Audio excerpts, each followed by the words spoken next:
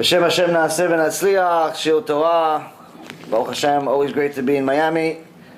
Continuing our PirkeiAvot series, I believe today is number 25, or no, 26.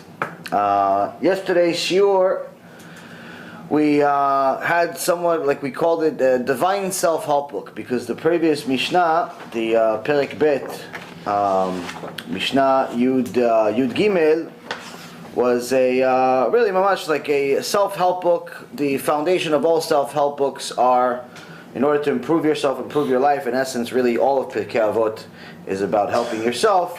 But the Mishnah of 13 in chapter 2 was specifically about how to live a good life. So B'ezrat Hashem, today we'll go into 14, Mishnah 14, which is the other half of the same Mishnah. In essence, it's going to be the opposite of yesterday. So B'ezrat Hashem, we'll go over some of those details and some new updates. Also, before we forget, the shiur will be to Refuah Shlema, to Morenu v'Rabbeinu, Rav Ephraim Kachlon.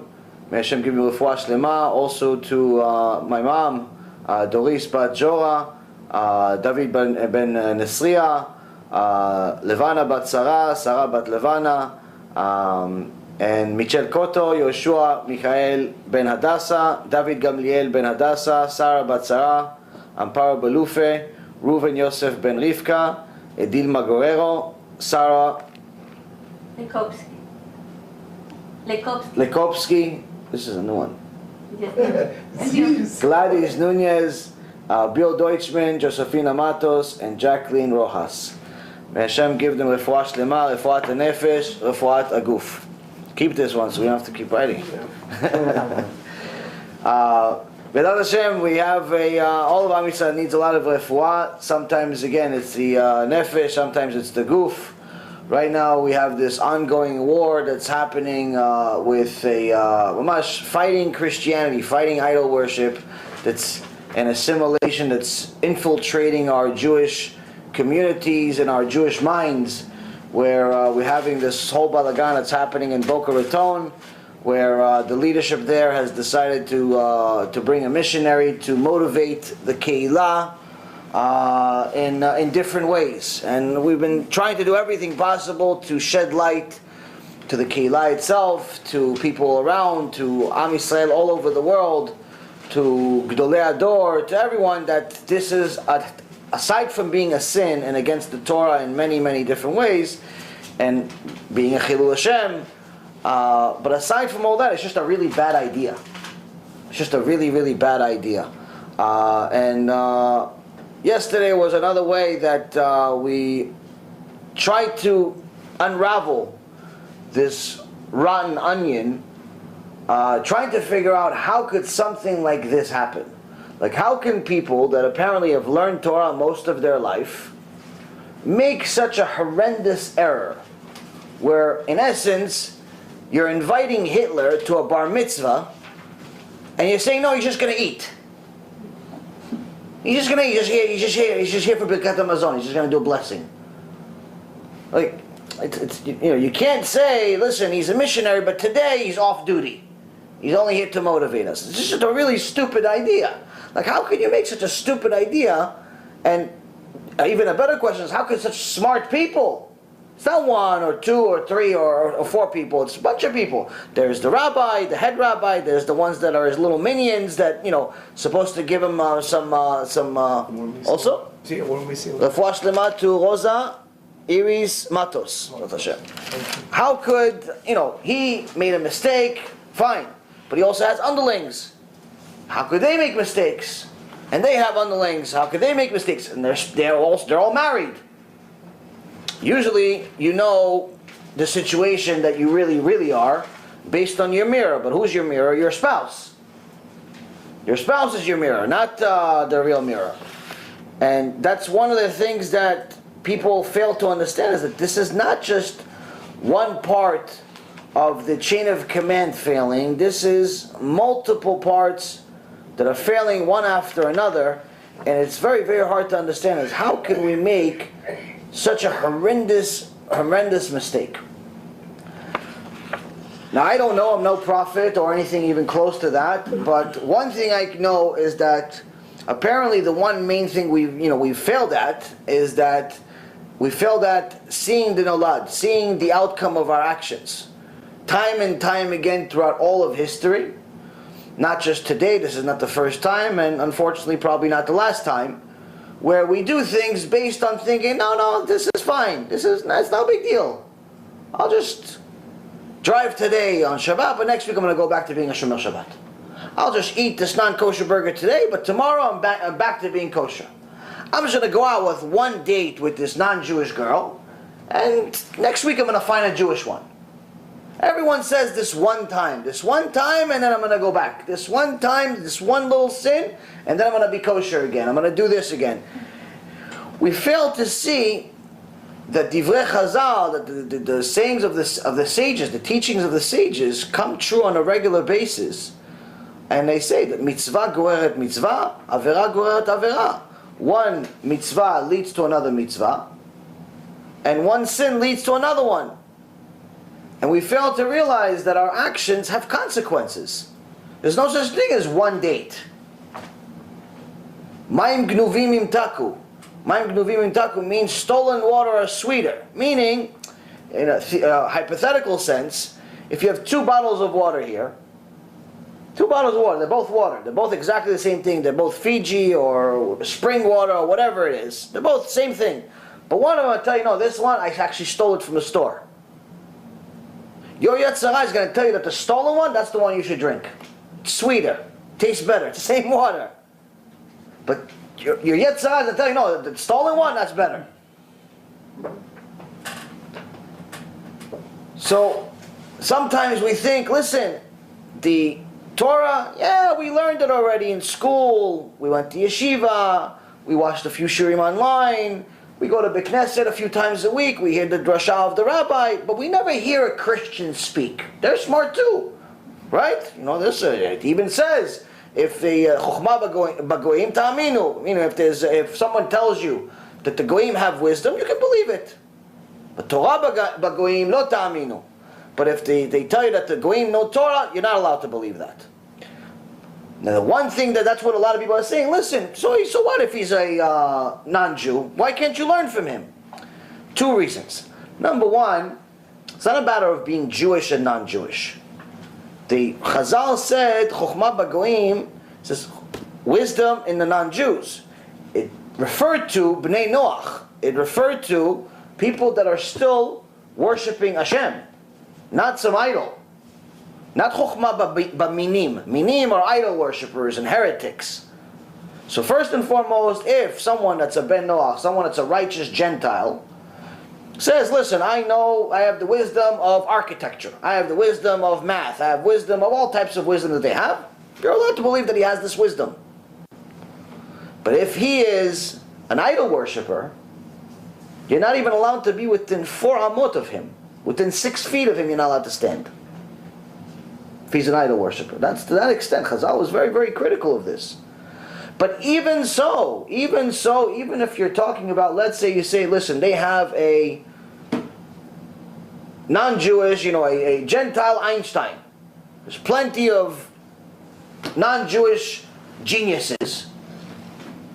Chazal didn't say, Chokhmah Bagoim, go and learn. They said, if they say that this guy knows architecture, you can believe him. If they say this guy is a guru in whatever subject, you're allowed to believe that he has this wisdom. But it doesn't say, listen, go over there and go learn from him. It didn't say, listen, leave your rabbi, leave the shul, leave everything and go learn there. Or bring him, better yet, bring him to shul. No, I never said that. It says if they say that they have some type of wisdom, it's fine, as long as they don't tell you they know Torah, because Torah is only Am Yisrael you're allowed to learn. But even so, even if he's a genius, even if he's not an idol worshiper, even if he's a righteous Gentile, didn't say go out and chase him for his knowledge. So that's the one thing that we keep failing to understand. And the problem with this is that it seems like the chokhmah of the goyim, the wisdom of the goyim, it seems like it's more interesting. Seems like it's more taboo. Seems like it's, wow, it's more exciting. I hear the rabbi all the time. Let me go hear some non-Jew teach. But the sad reality is that most of us fail to understand that anything that's any good in this world, whether it's all types of wisdom, all types of beauty, all types of everything that's any good in this world, must have a source in the Torah. Meaning you don't have to go out and look for it. It's here already. Just look for it in our books. Look for it from our teachers. Where you want motivation, you want to learn about love, you want to learn about how to have a fulfilling life, you want to learn about happiness, you want to learn about connection to Hashem, you want to learn about business, you want to learn about law, whatever you want to learn, it's already in the Torah. You just have to know which book to look. And this is the reason why I say you're allowed to believe that the Goyim possess wisdom, but it didn't say go chase it and find out what they're saying. Just say, okay, if they say they have it, fine. If they happen to, you have a service they provide and you want to use them, you're allowed to use them as long as it's not a mean. As long as it's not an idol worshiper or someone that goes against the Torah on a regular basis. And unfortunately, someone that's an idol worshiper is an enemy of Hashem. It's not my definition, it's the Torah definition. Now, this means that there are a lot of enemies of Hashem. Some of them are doing it electively, some are doing it not on purpose. Now, a person that was born Christian, his whole life was taught Christianity, it's the only thing he ever knew, and he thinks that Jesus is the Messiah, that's not necessarily a mean to the same extent as this Matthew Kelly Catholic missionary. Why? Because the poor little kid that grew up and became an adult only believing that there's some type of, that Jesus is a Messiah, he's obviously misled, he's obviously wrong, he's obviously completely off, but that's all he ever was taught, and he just believes he's a Messiah. Just, unfortunately, just like some Jews believe that their rabbi is a Messiah. Both are wrong. But he's not actively looking to go take Jews and bring them to idol worship. He's not saying that Jesus is God, even though technically his book says it. He's not going out there and trying to recruit other people that are going to be missionaries themselves and go recruit other people to idol worship. And that's the biggest problem of all. When someone is a missionary, there's no one worse than him. No one worse than him. And the reason why is because their number one target are not the Arabs. Even though there's 2 billion Arabs in the world, no one's trying to missionize Arabs. If you anybody noticed, there's really no recruit centers in Arab villages. Oh, let's try to recruit the Arabs and make them into Christians? No, it just doesn't happen. There are some Arabs that are Christians, but it's not because of missionaries. They're not going into China and actively missionizing, even though there's 1.5 billion to 2 billion people there. Where do they spend most of their resources? What's the number one biggest fish? The Jews. The Jews, that's it. It's the Jews. So, unless we look at the past, we're never going to be able to clearly see what the future is going to hold. Now, unfortunately, many of us, and I see this online, and I myself was foolish enough to celebrate this To'avat Hashem holiday that they had yesterday. To'avat Hashem means disgusting to Hashem, called Valentine's Day. Yesterday they had Valentine's Day. Many Jews believe, it's a holiday of love. Even in Israel they promote that it's a holiday of love.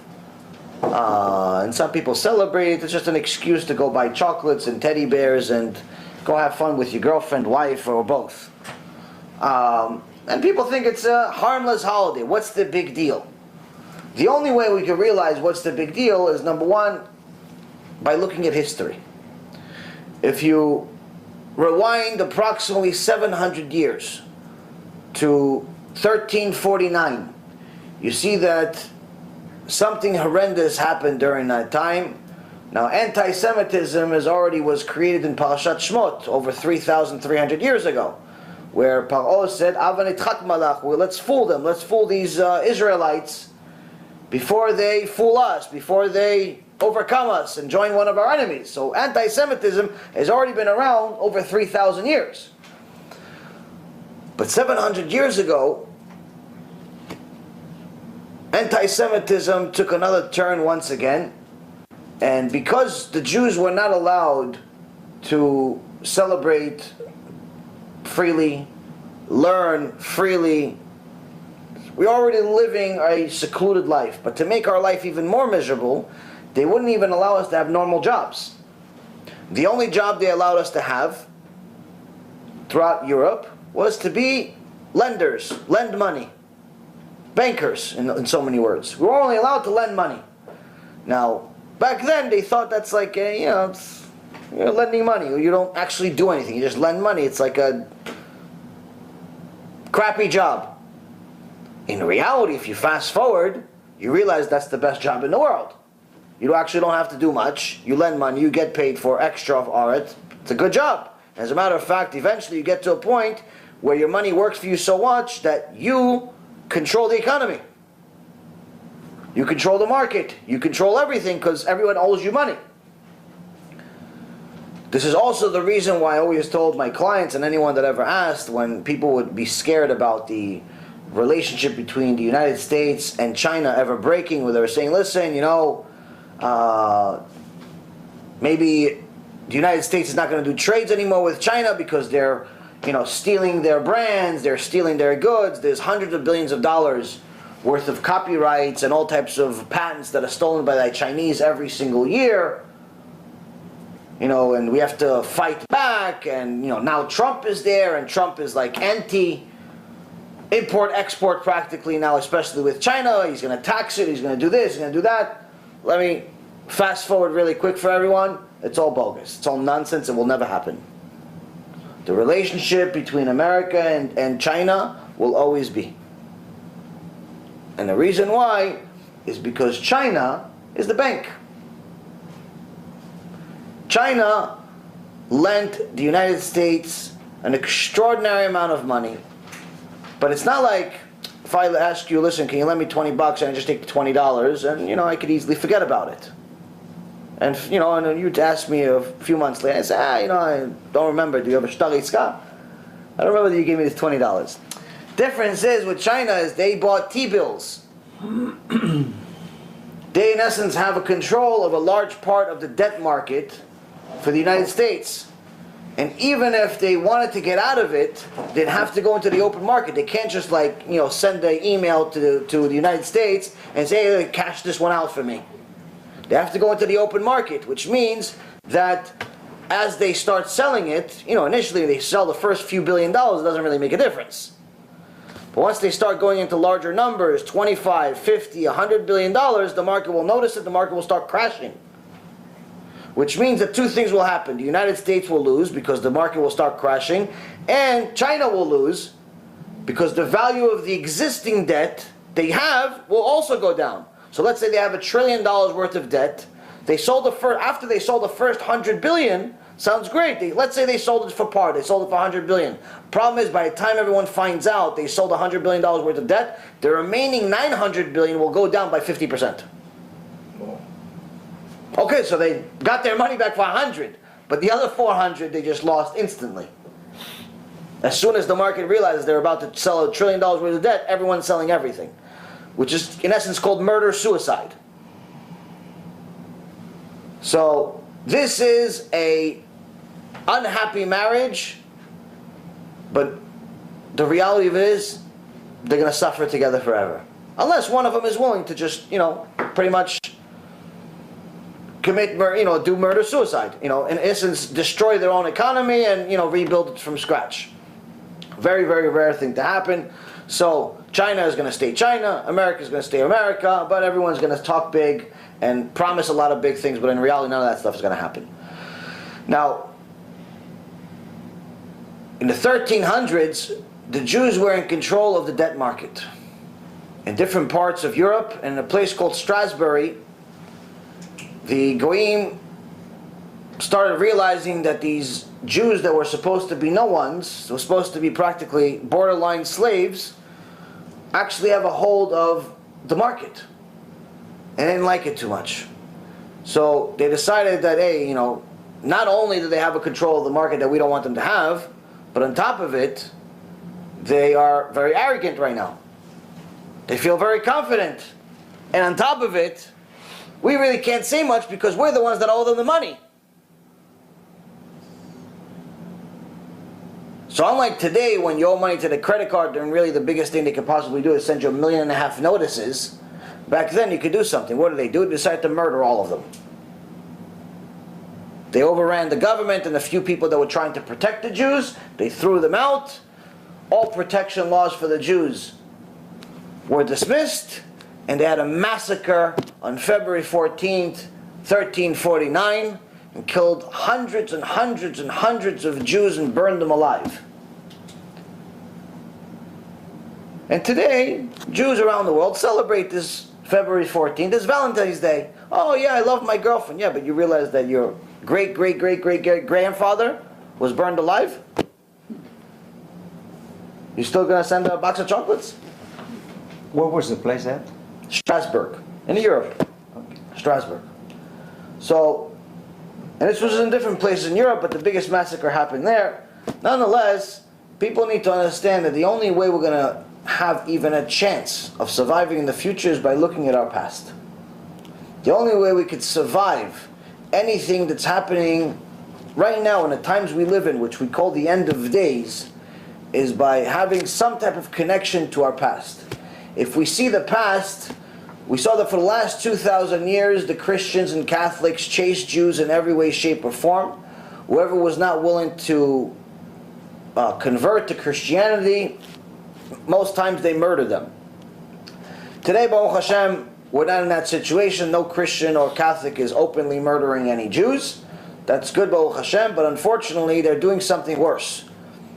They're convincing many weak Jews, many naive Jews, to instead of just killing their body, which I'm not trying to discount, but it's still, according to our Torah, the body is not worth as much as the soul.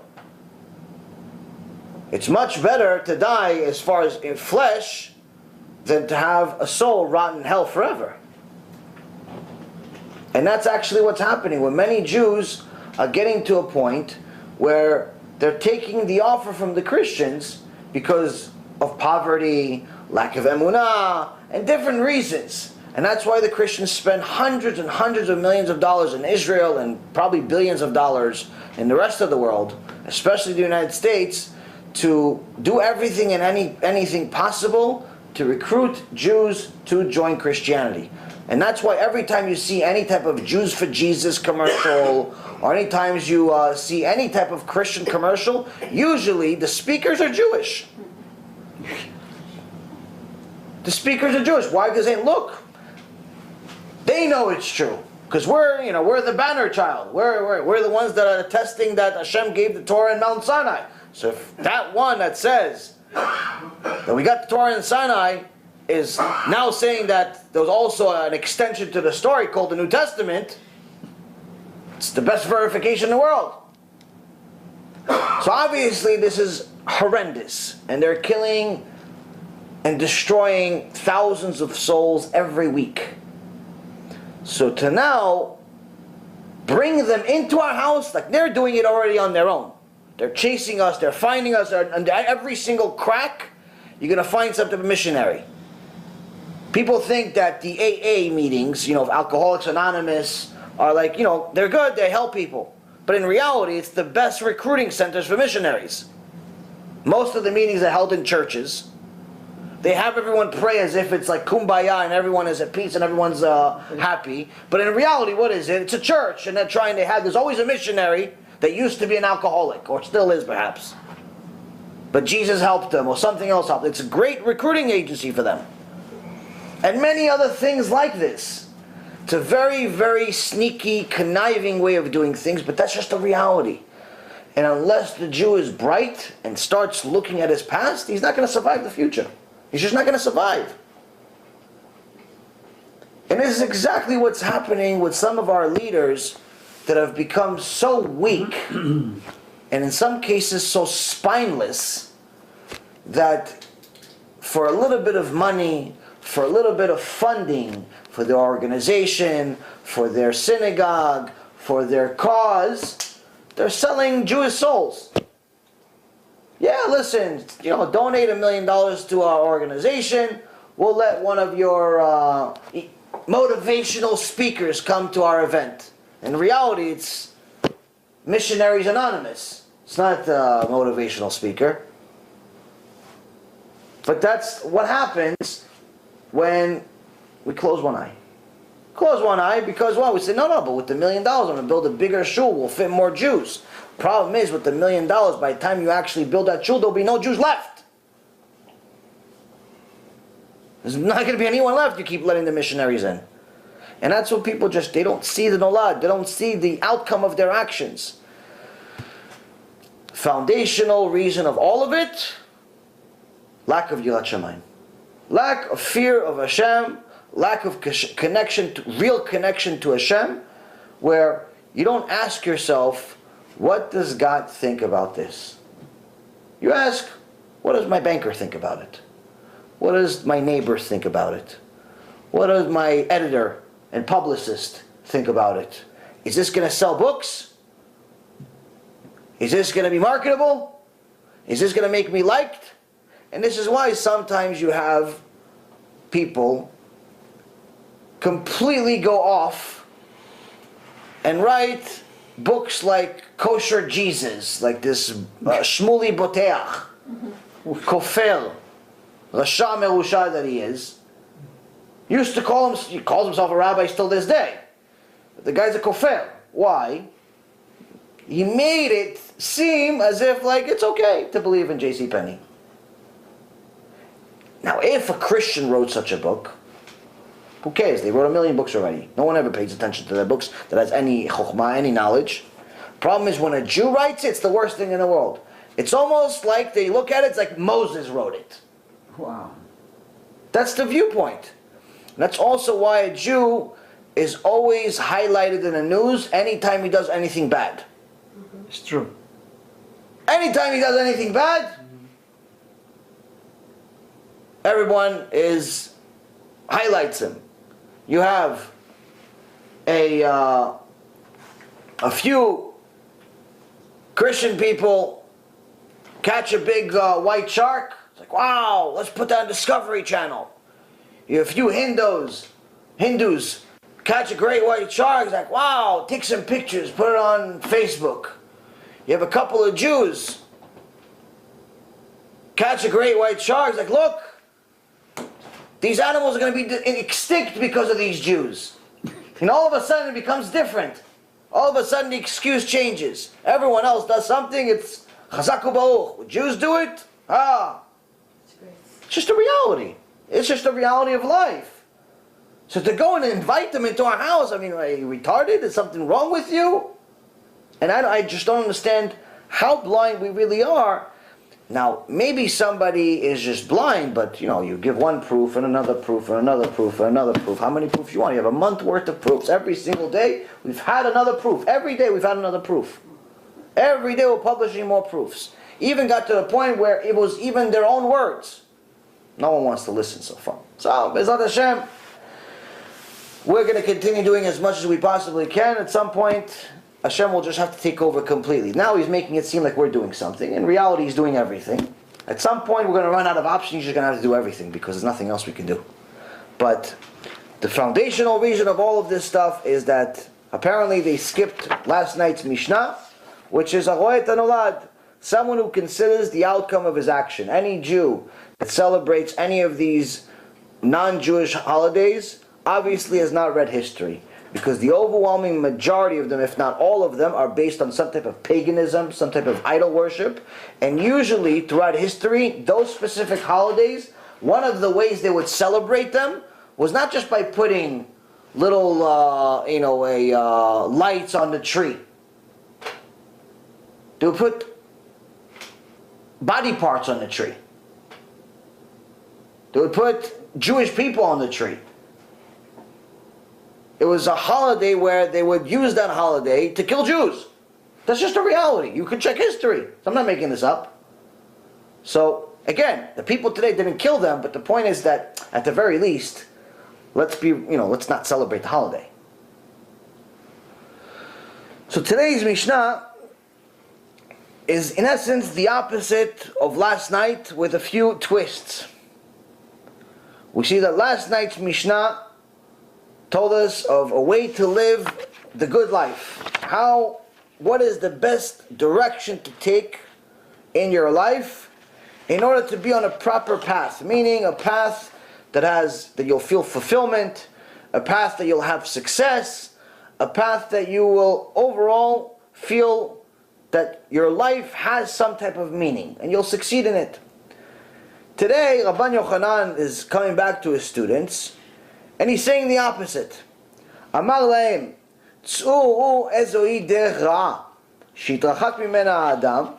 Rabbi Eliezer omer ayin ra'a, Rabbi Yoshua omer chaver ra', Rabbi Yossi omer shachen ra', Rabbi Shimon omer הלווה ואינו משלם, אחד הלווה מן האדם, כלווה מן המקום, שנאמר, לווה רשע ולא ישלם, וצדיק חונן ונותן. רבי אלעזר אומר, לב רע. אמר להם, רואה אני את דברי אלעזר בן ערך מדבריכם, שבכלל דבריו דבריכם. Translation, he said to them, meaning Rabban Yochanan said to his students, go out and discern which is the evil path, from which a man should distance himself.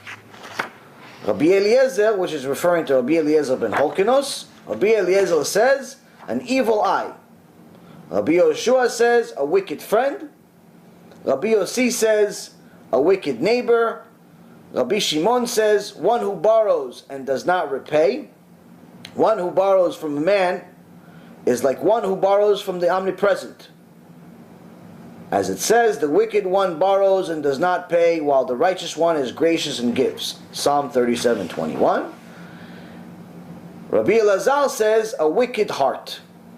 He, meaning Rabban Yochanan, said to them, I prefer the words of Elazar ben Arach to your words, for your words are included in his words. So as you'll notice from last night, whoever had a chance to watch last night's shiur, you'll see that in essence, almost everything is the opposite of yesterday. Yesterday, Rabban Yochanan asked the sages, go out there and tell us what is the best path to take in life. And Rabbi Eliezer said, the one major midah, the one major character trait that one could use as a foundation to build on is to have ayin tovah, to have a good eye, to look at everything in a positive way. You see your friend just won the lotto, be happy for him. Don't be jealous. You see your friend got a new job, be happy for him. You see your friend got married, be happy for him. Have a good eye. Today, Rabbi Eliezer says the opposite. What's a bad way? A bad eye. So we'll understand what that means in a moment. Rabbi Yoshua said, be a chaver tov, be a good friend, and have a good friend. Why? Because having a good friend is what's not good friend is going to give you a ride to the airport. Because Uber can do that also for $25. Doesn't make him your friend. What is it? Have a friend that's going to tell you the truth. He says, hey, listen, you know what? You're not being a good father. You know what? You're not being a good husband. You know what? You're not being an honest employee. You're not being a good boss. You're not being a good servant of Hashem. Driving on Shabbat, eating non-kosher, doing all these sins. You're going to tell you the truth. The strength of your relationship with your friends is based on how easily you could criticize each other without being offended. If you have to walk on eggshells every time with your friends and you're like scared to tell them the truth, you're scared to tell them, hey, listen, by the way, I saw that you yelled at all the employees about something they didn't even do, and you're scared to tell them about that, your friendship is really not that strong. If you're scared to tell your friend the truth, it's not really your friend, he's an acquaintance. Sure. An acquaintance. But everyone likes to call their, oh no, that's my best friend. Who, this guy? Yeah, I know him for 30 years, my best friend. Oh, so why don't you tell him stop driving on Shabbat? No, no, no, I don't want to disturb him. It's not my business. What do you mean it's not your business? You said it's your best friend. You said it's your best friend, so at the very least you should tell him, listen, don't drive on Shabbat because eventually that car is going to lead you to Gehinnom. What kind of friend are you knowing that your friends are going to go to Gehinnom? You're not going to tell him anything? You're not a friend, you're an enemy. Friends like you, who needs enemies? So that's the thing. So Rabbi Yoshua said, be a good friend and find a good friend. Be the one that tells people the truth and find someone that's willing to tell you the truth. That's why many of the sages would actually even pay.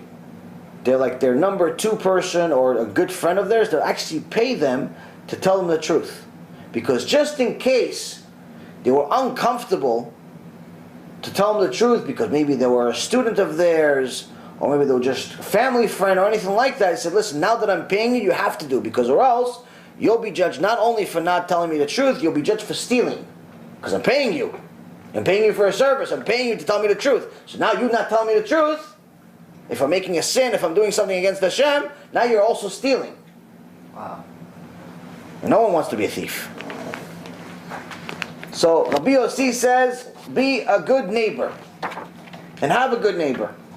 Why a good neighbor? And a good neighbor is someone that's closer than even a friend. A friend is going to see you once in a while. A neighbor is going to see you pretty much on a regular basis because he lives next to you. So a neighbor is much more likely to influence you directly and indirectly. He could influence you directly where he could talk to you just like to a friend, but he could do it indirectly because he's so close to you. You'll see how he acts all the time. You'll see how he handles his kids when they're yelling and screaming. You'll see how he handles his wife when she's really upset at him. You'll see how he handles his life when somebody just ran into his car. You'll see all that stuff. So if you see that as soon as someone smashed into his car while he was parked, he's acting normal. He's like, oh, listen, Baruch Hashem, what can we do? Hashem wanted me to have this kaparat avonot. So be it. Is the other driver okay? He's okay. It's an insurance company. He's going to pay for it, but everything's going to be fine. If another Jew sees that, he says, oh, okay, good. That's a good Jew to emulate. I want to be like him. He's okay. It's an insurance company. He's going to pay for it. It's going to be fine. So, live. Double. So the thing is, though, is that if a Jew sees another Jew that, you know, is going through suffering, but in essence is not crying over it, not losing hope or anything like that, then that's something to emulate. That's something you want to be like. On the other hand, if he sees him, you know, completely being careless about the other driver being, you know, bleeding from his face, and all he cares about is his brand new car being scratched, who wants to be Jewish, Bichlal? It's like, all you care about is his car being scratched. The guy's bleeding from his eye. He had a baby in the car. You don't care about them? I had a guy, Miskin. He's actually has a very bad character trait. He's a very nice guy. There's a very, very bad character trait when it comes to money. He's so attached to it, like he sees nothing. When money comes, everything else goes blank. And he says, yeah, listen, one of my employees just called me, told me he's not showing up to work because he got hurt. I'm like, oh, okay. What's the natural question you would ask him? Is he okay? What happened? So that's what I asked. It's like, oh, I don't care about him. Let him die for all I care. Just hopefully he doesn't sue me for disability. I'm like, oh man, we have a lot to learn, my friend. We have a lot to learn. But you know what? The truth is, many, many bosses have the same mindset. Many, many bosses have the same mindset. It's not necessarily that they're bad people. It's that you play with numbers so much that you become numb to people. You become numb to people. I can tell you about myself. I could always help myself do tshuva by reminding myself of how I was. Baruch Hashem, we're trying to do tshuva still to this day. I had one time a employee, probably shouldn't even tell you guys this, but if you're going to learn out of it, you'll see. We'll learn from it. I had an employee one time, and we're in, stock market, money, and fast pace, 500 miles an hour. If you didn't do the job right, I didn't want to look at you even. And it was, if you were not the best, I just couldn't tolerate it. And your time off, your vacation, your personal life, all that stuff didn't really matter to me. All I cared about is being the best. And that's what I would tell my employees. If you're not going to be here, at least making $400,000 a year or more, you better, within 2 years of starting, you're better off choosing a new career. Go be a teacher, make $50,000 a year. It's not worth it. If you're not going to be a top guy where at the very least you'll make that much money, at least. I'm not talking about that shouldn't be your target. That should be like where you should be within a couple of years. If you're not there, pick a new career. It's not worth it. You have a much easier life being a teacher, being a bus driver. It's not worth the headache, the stress, and everything else. We were, athletes are top performers. They go through a lot of suffering to be top performers. The problem is when you're a top performer, or you try to be a top performer, it's very easy to lose grasp of reality. So one time I had this employee, this secretary, and she comes to my office and says, listen, I have to leave. I'm going to a funeral. And I said, what happened? And she said, oh no, my distant aunt that she pretty much never ever spoke to in her life died. And I'm going to, for respect, I'm gonna go to the funeral. So my response, instead of saying I'm sorry, or something, anything, or okay, good luck, I don't know, say nothing. It was better off to say nothing. What did I say? The idiot that I am, said, your aunt died, but why do I have to suffer? Meaning I'm not going to have an assistant today because your aunt died, that you never spoke to?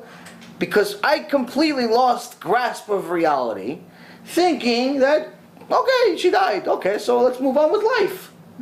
Like I didn't really value anything else. And again, didn't necessarily make me a evil person. I mean, I was generous with people, I gave people tzedakah and all of those things. But the reality of it is that that's what we think makes us good. We think that if we give people stuff, that's what makes us good.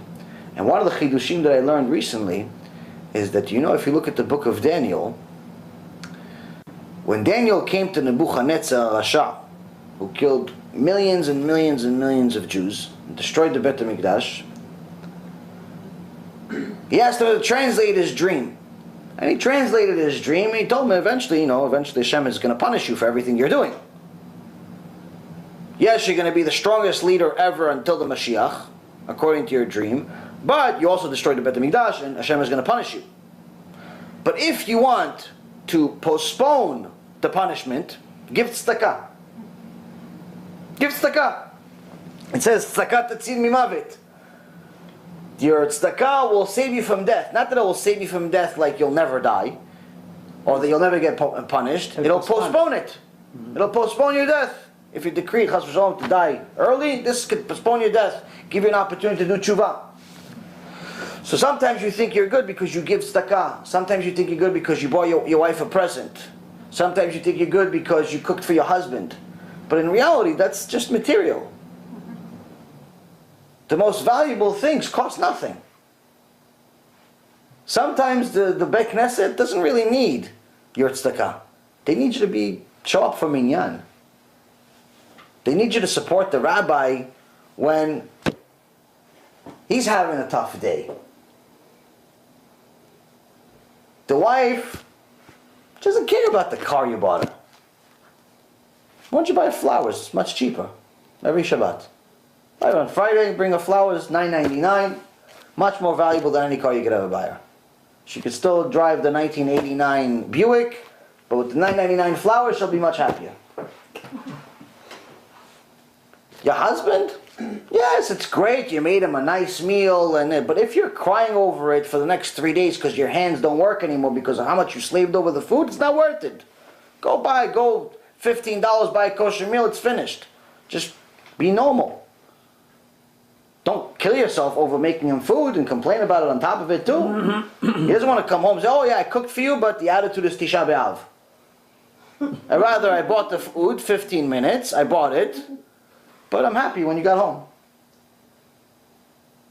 So that's the thing. So that's when you lose grasp of reality, when you're so focused on certain things, it can get really far, and you can get as far as I did, where I literally completely was, Hashem forgive me, I was completely unconcerned about somebody just died. Now I know it didn't really, this woman didn't actually matter to her, she didn't even know her. So it's not like she was crying or anything, it wasn't like obvious that this bothered her at all. But it bothered me later on when I started realizing, did I just really say that? You question yourself once in a while. But that's when you start realizing how disconnected you are from reality. So, when you have a Chaver Tov, listens to this, he's going to tell you, listen, buddy, should have at the least said, I'm sorry. Yeah.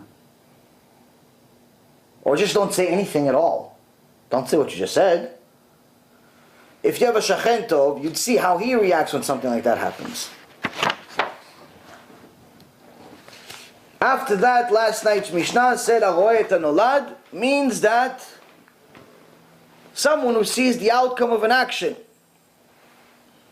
If I was able to see the outcome of my action, I would have realized that shortly later she would quit the job.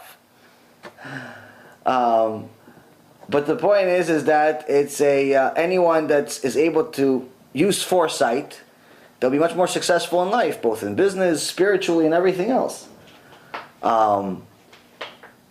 And that's also one of the things we're failing at today, where we are so assimilated, so far from foundational Torah, that we don't want what we have, we want what everyone else has. Not realizing that the outcome of that is more assimilation, more secularization, and more bad. If you look at history, the only times Am Yisrael was doing good is when we were close to Hashem. Every time we went against them, we lost. Anytime you pick, whether it's during the desert, or it's during the Bet HaMikdash, or it's during the second Bet HaMikdash, or throughout the last couple of thousand years. But unfortunately, for us to get close to Hashem, Hashem had to punish us first. So events like this, with what's happening with Boca Ratón, this is the type of stuff that happens right before Hashem says, okay, you crossed the line. When the Rasha Mendelssohn, a few hundred years ago, decided to publicly announce that everyone should be a Jew at home and a person outside, and we should start sending our kids to secular universities. Instead of sending them to yeshivas and kollels and bet midrash, we should send them to universities to be like the goyim. Now he thought, innocently, that this is the right way to be. We're going to be like the goyim, we're going to have peace. They're not going to see us as so different from them anymore. Our kids will be smarter, they'll have more career choices. We'll go to university of here and university of there, and the kid's going to be a doctor, and another one's going to be a lawyer, and another one's going to be an accountant, another one's going to be a sports agent, and a PR, and it's going to be good. What happened? All of his kids converted to Christianity. 10 kids, every single one of them converted to Christianity. And on top of it, the reform movement began. From what? From someone just being blind to an outcome of their actions. By wanting to be like the goyim momentarily. One lifetime. One generation. We're not talking about like this happened over 500 generations and slowly but surely we died. No, this is one decision. One guy said something, everyone listened, and lo and behold, we have Jews giving bar mitzvahs to dogs. Oof. We have Jews that say, you know what, male and male, they could be husband and wife, even though it's against the Torah. Woman and woman, they could be husband and wife, even though it's against the Torah.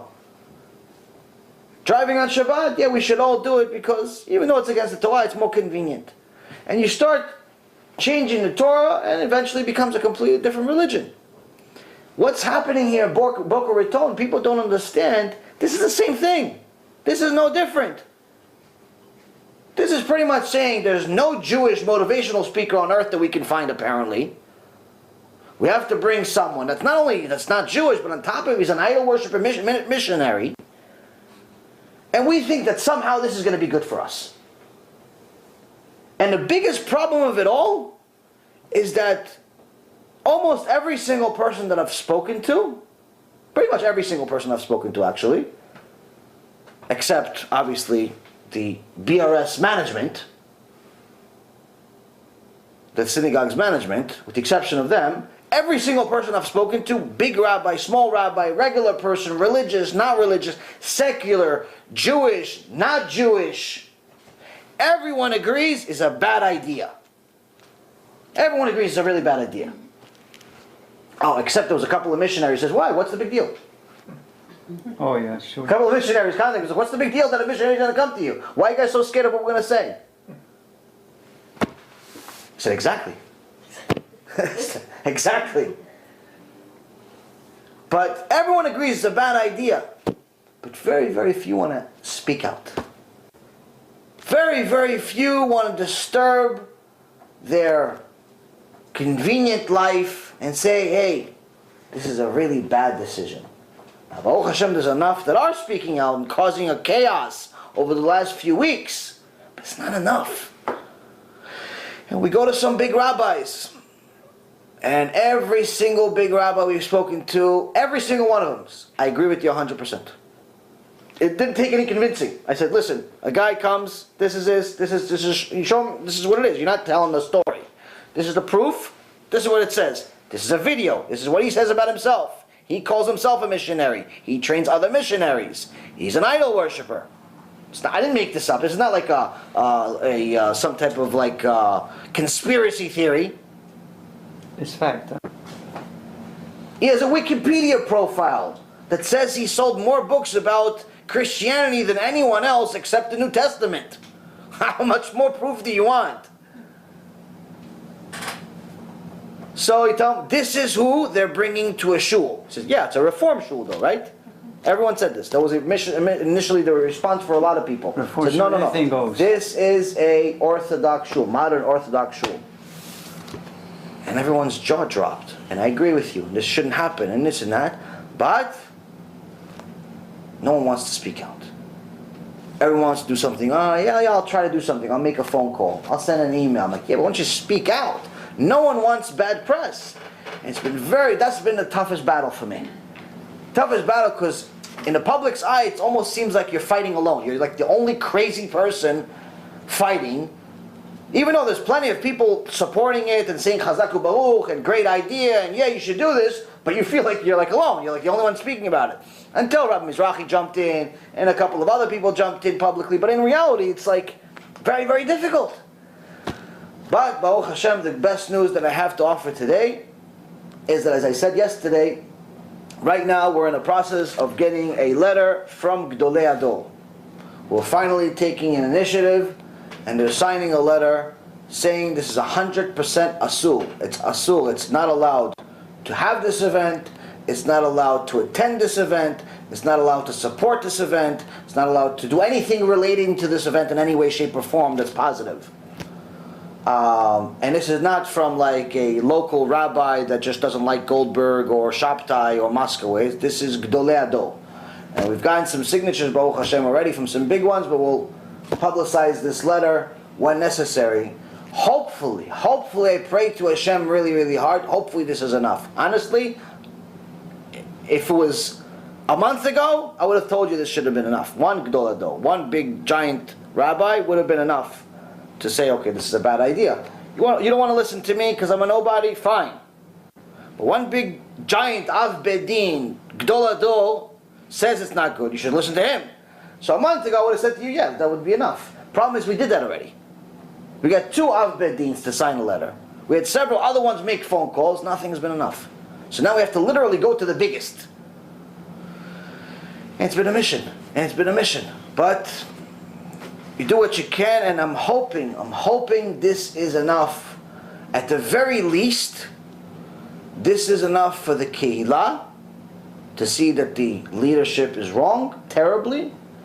And this is also enough to convince all 6 million Jews that live in America and any English-speaking Jew to realize under no condition does any real rabbi ever recommend to bring a missionary to a shul. So if they choose to continue and go against the Gedol Hador also, there's not much more you can do. But at that very moment, they'll be cutting themselves and becoming a new religion. Because no one that's serious about God or Hashem or Torah or anything is ever going to take any member of that shul serious again, or their rabbis, knowing that they went against Gedol Hador. So I'm hoping that everyone sees the nolad, sees the outcome of if they go with it anyway, after getting signatures from the Gedol Hador, and that's still not enough. Hopefully that's enough. Everyone realizes, okay, it's a mistake, it wasn't a bad idea. Even if we don't see that it's a bad idea, enough people think it is a bad idea. Let's stop, let's move on. That's it. Listen, plenty of people made mistakes, as I just told you, a very embarrassing mistake of my own. You made a mistake, that's it, you move on. The greater you are, the more mistakes you're going to make on the way there. Yeah. There's no such thing as a clear coast to the promised land. No such thing. So, the last part of last night's Mishnah was that Rabbi Elazar said, left off having a good heart. Having a good heart, according to Rabban Yochanan, was in essence encompassing all of the character traits that were mentioned by the other sages. Having a good heart will give you the ability to have a good eye, will give you the ability to be a good friend, will give you the ability to be a good neighbor, will give you even the ability to see the outcome of certain things because you care. So today, they're saying the opposite. Today, and to some extent, where Rabbi Eliezer says, an evil eye. That's one of the things that you have to distance yourself from. Why is it that Rabbi Eliezer says that the one thing that can literally destroy your life, he's not just saying this is just something bad. It's 1.5 million things you can mention that are bad. Anger is bad. Being cheap is bad. A lot of things are bad. But here they're saying, not only not do it, you see, distance yourself from it. Be as far as you can from it. Just like the Gemara says about Avodah Zarah, you're not even allowed to be within 6 feet of Avodah Zarah. You're not even allowed to be within 6 feet of idol worship. What do you say, Abu Sarah? Avodah Zarah, Avodah, and then Zarah, Zarah. That's idol worship. So, Avodah Zarah is so dangerous, you can't even be close to it. The sages one time had a option. There was 2 roads. One road would take them across the path of a door to a church. They wouldn't go into the church, but they would pass it. They would pass next to it. The other path, making a left, would take them and they would cross the opening of a brothel, prostitution house. So one of the sages said, listen, let's just go next to the house of idol worship, because the sages already prayed for idol worship to not be a something that's our desire. At least we won't be caught by any of these prostitutes and make a huge sin, wasting seed, being with a immodest woman, a prostitute, and so on. There's an endless amount of sins. So it's logical. Just pass by the church. Don't pay attention. Don't look that there's a cross over there. Just pass, go, get to where you need to be.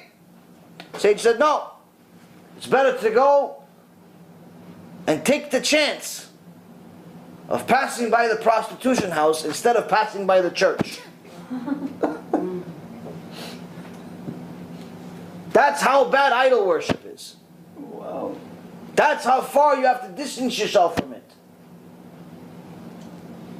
So now Rabbi Eliezer ben Orkanos is telling us, this are things you have to distance yourself from. These are there are certain character traits that you not only can't do. It's not just about not doing it. Of course you don't have to do it. You don't need Chazal to tell you not to do it. He's saying this is something you have to stay as far away as possible from, because if you have it, it'll destroy your life. What does he choose? Bad eye. Bad eye, evil eye. Why evil eye? It's the opposite of what he said before. Having a good eye will give you a good foundation for a good life. But he says the opposite. A bad eye, an evil eye, will make your life miserable. We covered this a little bit last night. One of the foundational things that cause 99% of death, according to Chazal, is evil eye. So 99% of people die from evil eye. 1% just run out of time. They lived 120 years. They lived, the sin of the tree of knowledge. They die because of that. Eventually, everybody has to die. But in reality, 99% of people die prematurely because of evil eye.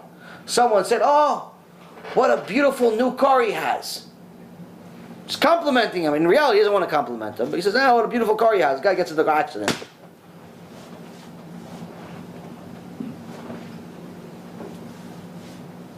Reminds me of a joke.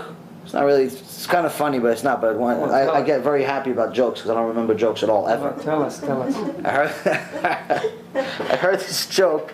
These two guys had evil eye. Both of them were like, everyone knew, this one is Satan, the other one is Malach HaMavet, with their evil eye. So one guy says, "Oh, wow, look at that new bridge." Immediately, the bridge collapsed. The other one says, "Wow, what an amazing eye you have." Meaning amazing evil eye he has. Poof, his eye blew up. Strange humor, Israeli humor. But nonetheless, at least a joke. I add it to the list of 5 jokes that I have, I think. But anyway, evil eye. Why is evil eye so bad? Why is evil eye so bad? Because evil eye is going to make you miserable. Evil eye is going to make you constantly spend time looking at other people's Facebook profiles, thinking they're living a life that you want. If you ever noticed, people that spend any time on Facebook and on social media and they take pictures of their sandwiches and the restaurant and they went to the vacation and the kid that's playing with the toy and he looks cute and the cop that saved 5 ducks in the middle of the highway. Everybody publicizes like the nicest parts of their life, so everyone looks at their Facebook profiles like, wow, what a lucky guy. What a lucky guy. He has a wife, he has kids. They don't show you the guy just got arrested for drunk driving. They don't show you that picture on Facebook. No. They don't show you the picture that his wife just threw a pan at him because he didn't show up for 2 days. They don't show you that picture. They don't show you that he doesn't know how he's going to pay his bills because he just saw that his bank account has deficit balance. They don't show you that picture. They show you life is grand. Life is grand. And if anyone ever sends, puts a bad picture, like a woman says, "Oh, I'm so depressed," everyone unfriends her. No one wants to be friends with a miserable person. No. Or people try to make themselves feel good and say, "Oh, I'm sorry," and then pretty much unfriend her after that. Like, don't pay attention. Because you just want to see, fake life. So first and foremost, when you have a bad eye, number one, you're always going to look at other people's life thinking that their life is better than yours. In reality, it's all fake. Everyone has their trials, their tribulations, their difficulties, their ups, their downs. And looking at other people's life is definitely not going to make your life any better. It's not. In fact, it's guaranteed to make your life worse. Because what they're showing you is not reality. So people that watch shows where people are, driving fancy cars and living in fancy houses, and the wife is always beautiful, and the husband is always handsome, and the kids are always top students, and they don't even have to try. Apparently no kid in history has ever studied on television. They always know everything, and they're always on a roll, and they're always rich, and no one has any problems ever, except a boyfriend problem or a girlfriend problem once in a while that they cry over for 5 minutes. Everyone's life is so grand. Everyone that watches these shows is guaranteed to have a miserable life. Because what you're watching is a warped version of reality. It's not real. It's just not real. So, but by constantly watching it, you're going to make yourself believe that it's possible. It's possible for everything to be perfect. And this is the reason why people spend pretty much their entire year savings. They work the entire year like dogs, night and day, no family, no kids, no Torah, no life, no nothing, for one vacation to Cancun or Australia or China or wherever they're going to go with the family. With the family. What's the best part of the trip? Coming home. The best part of the trip is coming home. Yeah, okay, it was fun to go on the slip and slide and there was water splashing. Yeah, but they didn't show you the picture of how much of a nightmare it was to get to the park and stand online for 3 hours. Yeah. It's great to see Mickey Mouse with the kids like 6 years later. Oh, look, it's little Stephanie with Mickey Mouse. But they don't tell you that, you know, she broke her finger 5 minutes later. You know, because she slipped and fell. They don't show you that part of the picture. It's not real. It's like a fake part of life. But all you're doing it for the pictures. Why? Because you need to put something on Facebook. And you need the world to think that you have a great life. So on one end, you're living a fake life because you're looking at everybody else's life. Two, you're obviously not managing your life in an appropriate way. Your entire work and life is just for this one big trip or 2 big trips a year, which are never going to be enough. You pretty much your entire year you're working for 1 week. And three, the worst part of all, when you show everyone only good, you're opening double wide doors for evil eye. Everyone's going to look at you and say, oh, look how lucky he is. He has a brand new car, a brand new this, and a brand new that, and a brand new this. And Hashem Elachem, how much disaster that brings into your life. This is why, in general, the most important thing anyone needs to understand in life is to be private. Don't spread your business to the world. Whether you're successful or not successful, be low-key. Be low-key. You made money, keep it to yourself. You don't have to tell the world you made money. You know, I'm not saying that you're not allowed to enjoy your money, you can build a house and all of that stuff, but don't get to a point where, you know, there's TV shows calling you, asking you how much money you spent on the house. Be modest. You don't need to have a $300,000 car in a parking lot. It could be $50,000 and still nice. Modesty is very, very important. But also, if you're going to have kids, making them think that a $150,000 car is supposed to be a car for an 18-year-old, that's a warped version of reality. The kid's going to grow up to be a loser. Because unless he is going to somehow achieve his own success, he's going to be very, very miserable, because no one wants to live in their father or mother's shadow. So again, this warped version of reality breeds more and more negativity, more and more bad things, and this is why we have some of the highest suicide rates you would think would come from the poor. But if you actually look at the suicide rate in America, it's approximately 4%. 4% of Americans commit suicide. Interestingly enough, the suicide rate in third world countries is not even close. It's like 95% less. You would think the poor would be much more likely to commit suicide. But it's the opposite. Suicide is something only the rich do, for the most part.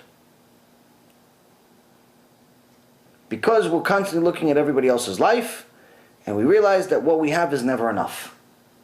It'll never will be enough. Even if you're on Forbes 500 list, you're always going to look at who's 499. And if you're 499, who's 498? And if you're number 3, who's number 2? You're never going to be happy with what you have. So, in essence, having this evil eye works both ways. One is looking at things in a negative way. 2, not being happy with what you have. And 3, which is one of the worst of all, is that you're showing people a fake reality of your own life, which welcomes the evil eye. Next thing after that is Rabbi Yoshua. Rabbi Yoshua says, Chavera. Worst thing that could serve as the foundation of your character traits is to be a bad friend.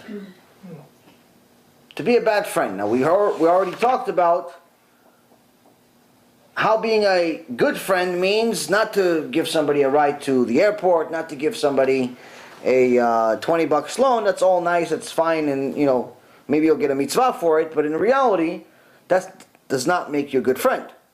Makes you a good friend, according to Chazal, is telling people the truth.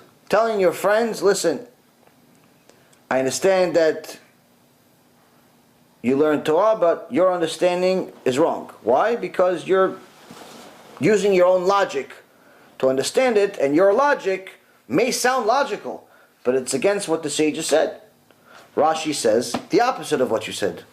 Tosfot says the opposite of what you said. And there's no way that you're going to be right and the sage is wrong. Never will happen. Never. You think that Shabbat is no longer relevant to today? That's not possible, because that would make the Torah something temporary, which is the opposite of what the Torah says about itself. Hashem says Torah is eternal, le'olam. Whatever rules they have, all of them are applicable until today. Every single rule in the Torah, 613 mitzvot, are all applicable to today. So the next question should be, wait a minute, but there are rules out of the 613 mitzvot. There are many of them that are for the Bet HaMikdash. We don't have a Bet HaMikdash. So how could it be applicable and we can't do it? We don't have a Bet HaMikdash. So just because we don't have a Bet HaMikdash doesn't mean it's not applicable. It just means that we can't do it. We're considered anusim. We're anus. We have no choice. We don't have a choice to do. If the Bet HaMikdash was here, we would be obligated to do everything that they did in the first place. The korbanot, the kohanim, the kodesh kodashim, everything, the offerings, everything that they were doing, we'd be obligated to immediately do it right away. There's actually a school for kohanim in Israel that they started some years ago, where they're actually training people that are kohanim to already be ready as soon as the Bet HaMikdash is open, that they're going to know what to do. The kohanim is not like just your regular religious people. They have special, different, actual jobs, physical jobs they have to do in the Bet HaMikdash. So we can't just say, oh Hashem, send us the Mashiach, send us the Bet HaMikdash, and as soon as it shows up, no one knows what to do. We're already getting training now. Wow. So now, telling somebody that you see doing something wrong, the truth is what makes you a good friend. Now, last night we talked about a disease called Munchausen. Munchausen is a disease, it's a syndrome that is unfortunate. It's in essence a mental disorder where someone believes that they're sick, even though they're not sick. And then there's something called Munchausen proxy, which is that they believe that someone else is sick. And usually this happens with like a mother or a father and their son. So the mom thinks and makes the kid believe that the kid is sick. But not sick like once and he got a cold and then he takes a NyQuil and he's finished. No, sick forever. Like always, like sick forever. So there's actually a article that I read where this one particular very, very odd case, because usually they found out about these cases earlier, but there was one case where the mom made the world, including the kid herself, believe that she was sick for 23 years. 23 years, and the only reason the world found out that the kid was not sick was because the mom died. Tough. That's it. It's the only reason. And everyone thought that the kid was a paraplegic, but in reality she was perfectly able to walk. Everyone thought she had all types of bone issues. No bone issues at all. Everyone thought that she had hearing problems, no hearing problems at all. Like this mom had a mental disorder where she believed that the kid was sick, and she in essence, with all the medicine and all the treatment that she would in essence convince the doctors to give the kid, she made the kid sick, but the kid wasn't really sick. And eventually when the kid stopped taking, when it now became an adult, stopped taking the medicine, little by little she got back to normal, and she lived a normal life. Or at least as normal as you can be when under the circumstance. So in today's world, we have the same disease in Judaism. We actually have the same disease everywhere. It's called political correctness. When you're politically correct, why are you politically correct? Because you think that everyone is sick. You think that no one else can handle the truth. So you start removing certain words from the English or Hebrew or any other language because they're no longer appropriate. So for example, one of the clips we cut out of last week's lecture, I was very passionate and I was talking about something, and long story short, I was talking about this whole idol worshipping situation that's going on with the bringing a missionary. And at some point I used the word retarded. Now retarded can mean several different things. It can mean that you're late. It could mean that obviously someone has a mental deficiency. It could just mean that you're behind. But that entire clip was like 10 minutes. 10 minutes. 11 minutes. Now, there's a lot of words in 10 or 11 minutes. A lot. We actually did somebody wants to write a book about my life story, and I told them I want to write my own book one day, but it's just, because I like writing, but it just takes a lot of time. So he said, well, if we just write the text to your personal story that you said in the lecture. Well, start that as a foundation. See, maybe it's going to be, it'll help you start it and everything. So I said, okay, fine, no problem, go ahead and do it. And to both of our surprise, the lecture was 2.5 hours. You would think, okay, 2.5 hours, I don't know, you spoke 5,000 words, 10,000 words maybe. I think it was 40,000 words or something insane like that, which was like 35% of a book in one lecture. It was amazing. So, needless to say, 11 minutes is a lot. You could say a lot of words in 11 minutes. Especially if you have a little bit of a New Yorker and you're an Israeli at the same time, you speak even faster. So, out of this entire 10 minutes, this one guy that's looking for me, doesn't like me anyway, he's on the BRS team. He says, oh, you use very foul language, or very offensive language. And I said, what's offensive? Oh, you use the word retard. Now, anyone that listens to what I'm saying sees that, first of all, I'm not using it to make fun of anyone that's mentally deficient, chas v'shalom, or anything like that.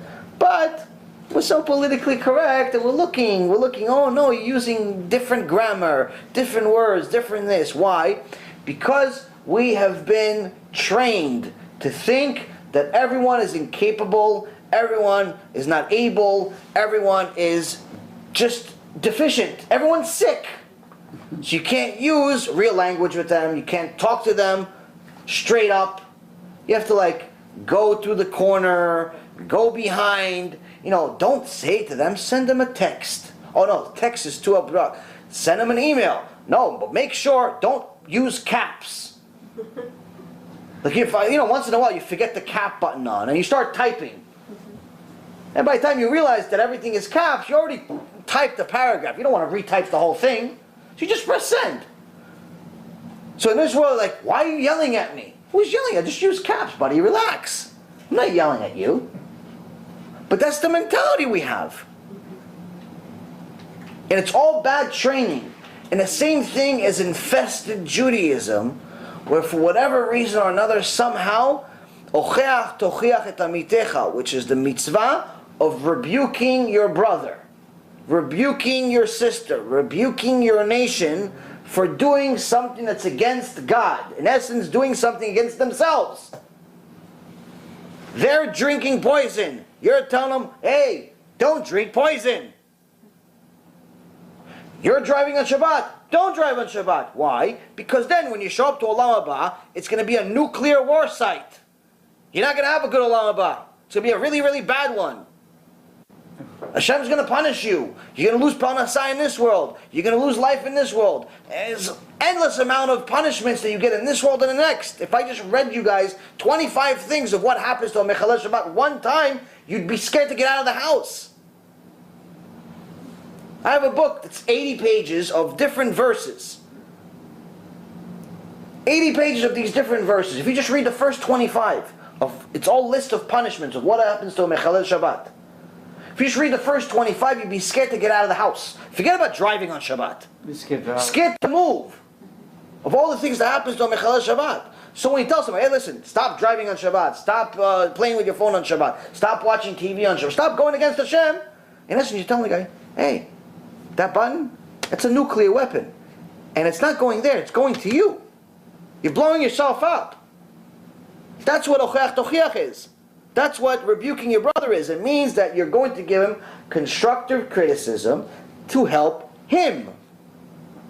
Which is allowed, of course. Which is not only, it's a mitzvah, it's an obligation. Yeah.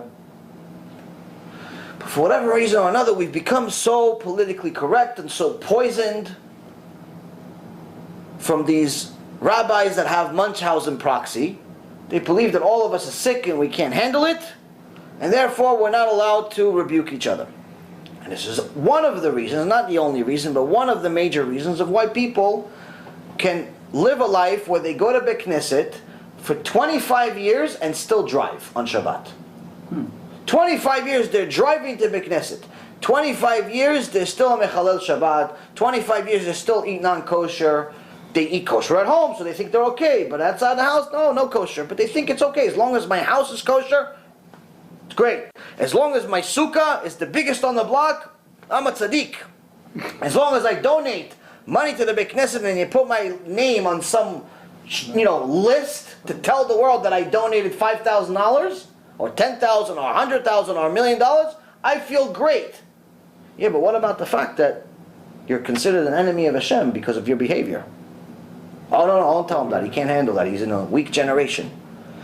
So ocheach tochiach became a curse.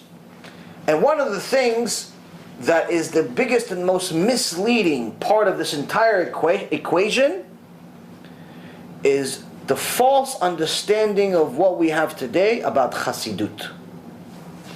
People think that Chassidut means people that are always happy and only talk about positive things. So there's a few different types of Chassidut, but the two most popular ones today are Chabad and Breslev. Obviously there are others, also great, also big, and so on.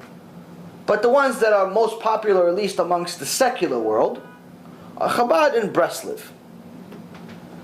And people see different versions of them.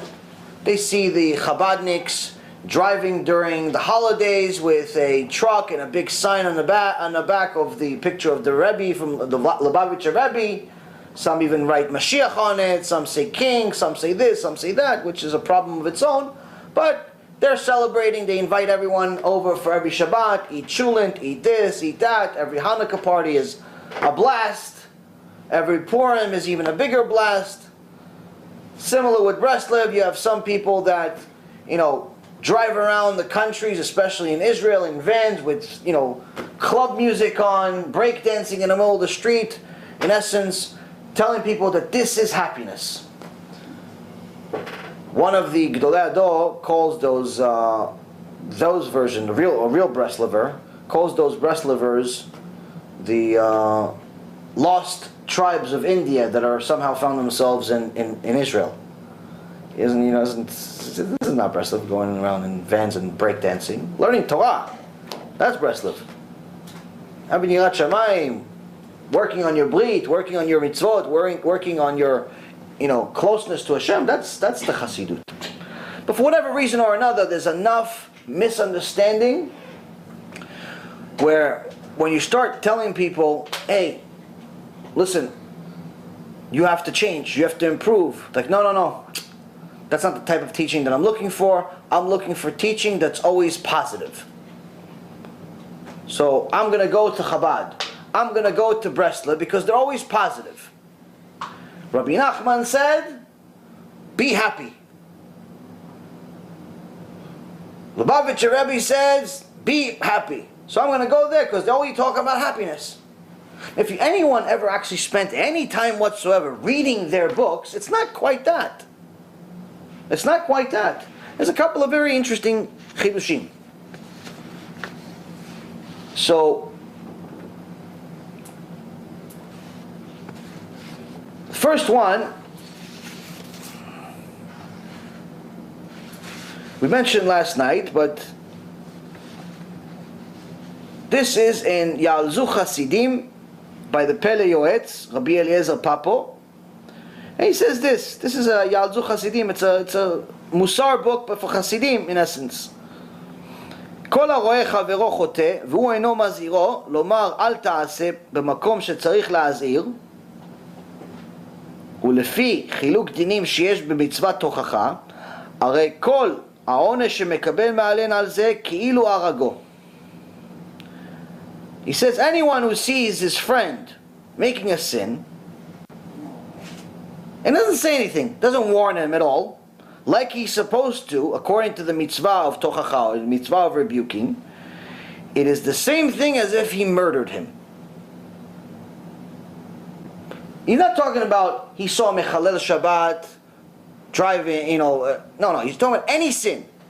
Any sin. You see one of your friends, listen, speak to the rabbi inappropriately. Speak to, doing something inappropriate, doing something that's a sin. And he says, hey, listen, by the way, you really shouldn't have said that. Or you shouldn't have done that.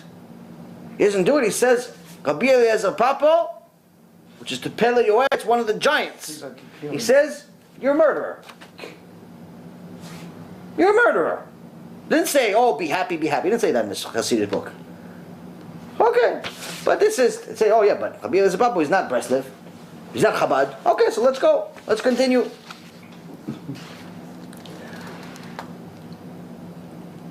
In Lekutei Maharan, חלק א', פרק נ"ו, אות ג' of the Rabbi Nachman from Breslov. So this is, in essence, the foundation of Breslov. It talks about שהרבנות מקברת את בעליה, אבל אם מוכיח את החוטאים ניצל מזה. So it talks about how the Rabbanut, the rabbis, being a rabbi, in essence, the position of being a rabbi, he's burying himself by being a rabbi. This job, the ultimate outcome of his job, he's in essence killing himself doing it. Why? Because he doesn't rebuke. But if he rebukes the sinners, he saved himself at least. Wow, that's heavy. At least he saved himself. The rabbi is talking. He's not talking about the sinners only. He's talking about the rabbi himself. He goes, you want to be a rabbi? Okay, be a rabbi. But just make sure you realize, if you don't rebuke your people,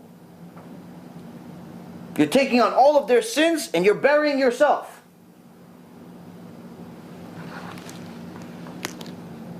ואם הוא מזהיר ומוכיח אותם, אז זה הוא עושה את שלו ומציל את נפשו, כמו שנאמר בספר יחזקאל ג' צופה נתתיך לבית ישראל. ואתה כי הזהרת רשע ולא שב מרשעו. הוא בעוונו ימות, ואתה את נפשך הצלת. It says, if at least he warns them and rebukes them, at least he does his part. At least he does his job. זה הוא עושה את שלו. He fulfilled your job. You told him don't be mechal Shabbat.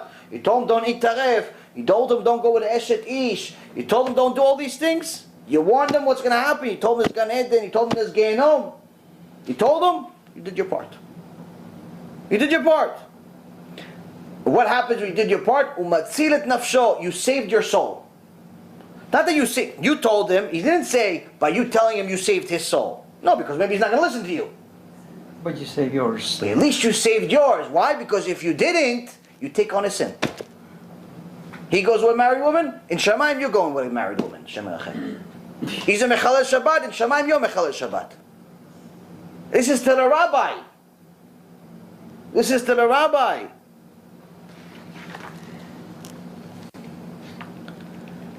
And it uses the verse in Sefer Yechezkel, "Ve'ata ki iz'arta rasha ve'lo shav mirish'o."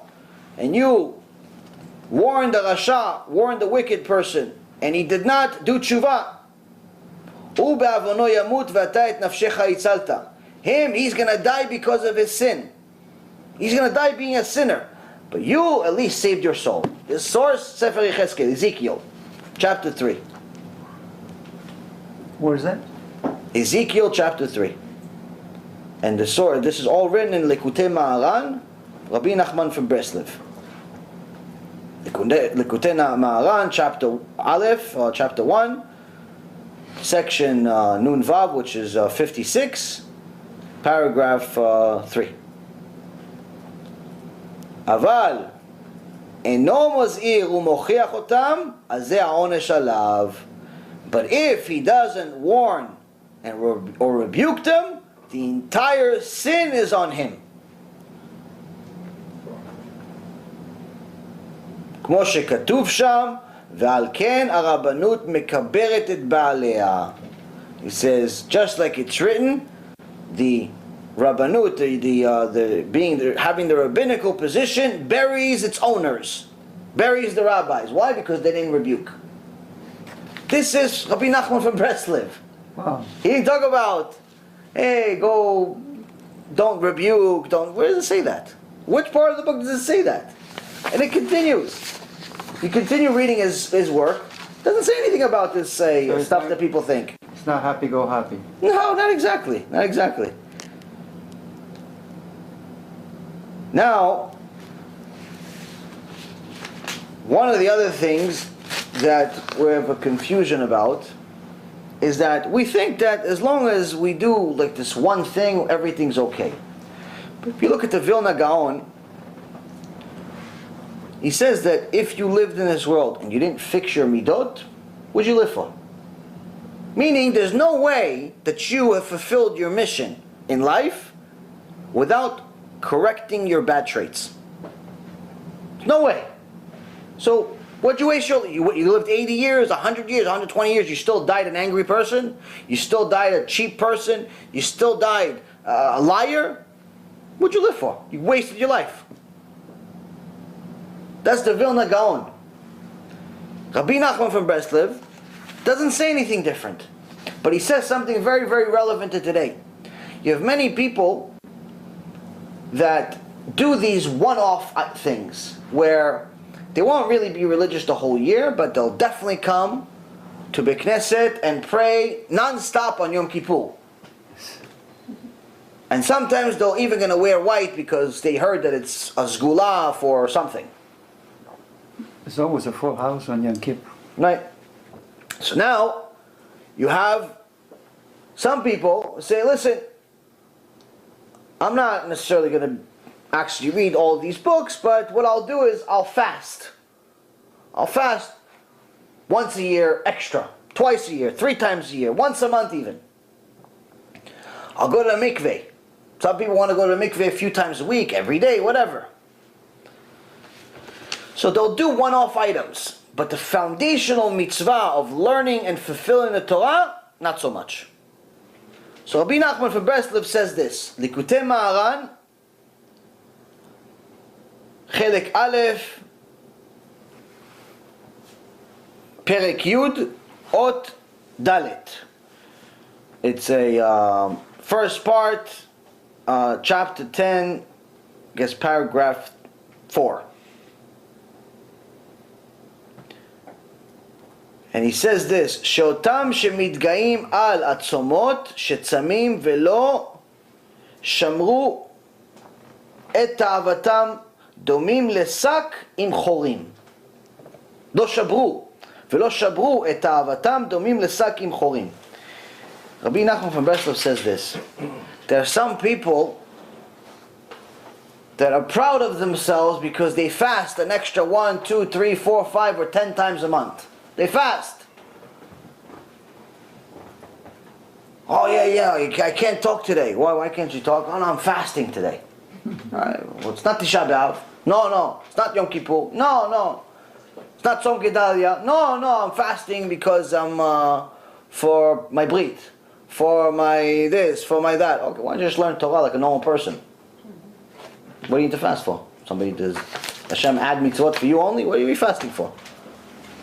Now, if you're already at a high level, like for example, I have a friend, Rabbi Raphael. He, mamash tzaddik. Him, whatever he does, to me, in my opinion, he's amazing. Tzaddik. He's mamash a very, very serious Breslover. Very serious person, very serious Breslover, Talmid Chacham, honest, amazing. Very zealous, serious person. In my opinion, the best Breslover I've ever met. I haven't met that many, but he's... But then you have some people that are like, not only new to Breslov, they're new to religion Bechlal. They're new to Judaism. They just did tshuva a few months ago, 6 months ago, a year ago. They're brand new. They barely even know, how to read a Daf Gemara. They just started. And already they're starting to take on fasts. Already they're wearing white on Yom Kippur and Rosh Hashanah. Already they have like this whole outside exterior all worked up. If you look at them from the outside and you don't know what you're doing either, you think this guy was born with a beard. He was already born with Rabbi Nachman Breslov already in his hand. Wow. He took the book from inside the uterus. He was still already reading Likutei Maharan. Every one of us was in a uterus, he was in a mikveh. Wow. You think this guy's, wow. This guy was ahead, huh? This guy's amazing. He's like, hey, just did tshuva. Why are you fasting? Why are you fasting today? Why are you fasting this month, Bechlal? It's no fast. No, I'm fasting. I'm working on myself. Work on yourself. Why don't you work on yourself and work on your midot? You don't need to fast to work on your midot. Why don't you work on yourself and spend the whole day reading Gemara? Why don't you do that? Because fasting is much easier. It's one day. Working on your midot is every day. Learning Torah is every day. Being holy is every day. Fasting, it's one day. Okay, so you don't eat. Big deal. Big deal. You didn't eat. You didn't drink. Oh. In reality, most serious people don't eat that much to begin with. You don't have time. You're busy. But people think, no, I'm going to fast today, I'm going to wear white today, I'm going to extend my beard, I'm going to do this, I'm going to do that. Everything exterior, well, the interior is empty. So Rabbi Nachman already from hundreds of years ago already told us there's some people that are proud of themselves. They're pridefully proud of their tzomot, of their fasts. The fast that they're doing, the fast that they're adding to the few that we have to do every day. But they still didn't break their bad habits. Velo shabru et ta'avatam. They still didn't break. They're doing fasts that are extra, above and beyond, but they still didn't even break and fix one of their midot. What are they like? He says they're exactly the same as a sack that's full, but has holes in it. Whew. You're filling it up with gold coins because you think it's gold coins, but by the time you get to the destination, you arrive with an empty sack. Your fast, theoretically, is good. Theoretically, is good, but if there's no Torah to supplement it, it's worthless. You just didn't eat. You just didn't eat. Fasting and not eating is two different things. The point of the fast is to make you holy. But to be holy, you don't have to fast. So again, you see, when you actually read these holy sages' work, it's so far from the reality that you would think like the today's and there's two different things. Like, so the one question I have is like anyone that wants to call themselves a chatzid. I had one guy tell me, I said, listen, why don't you come to the shiurim? He goes, no, I'm learning about Hasidut. And I tell him, yeah, we learn Mussar.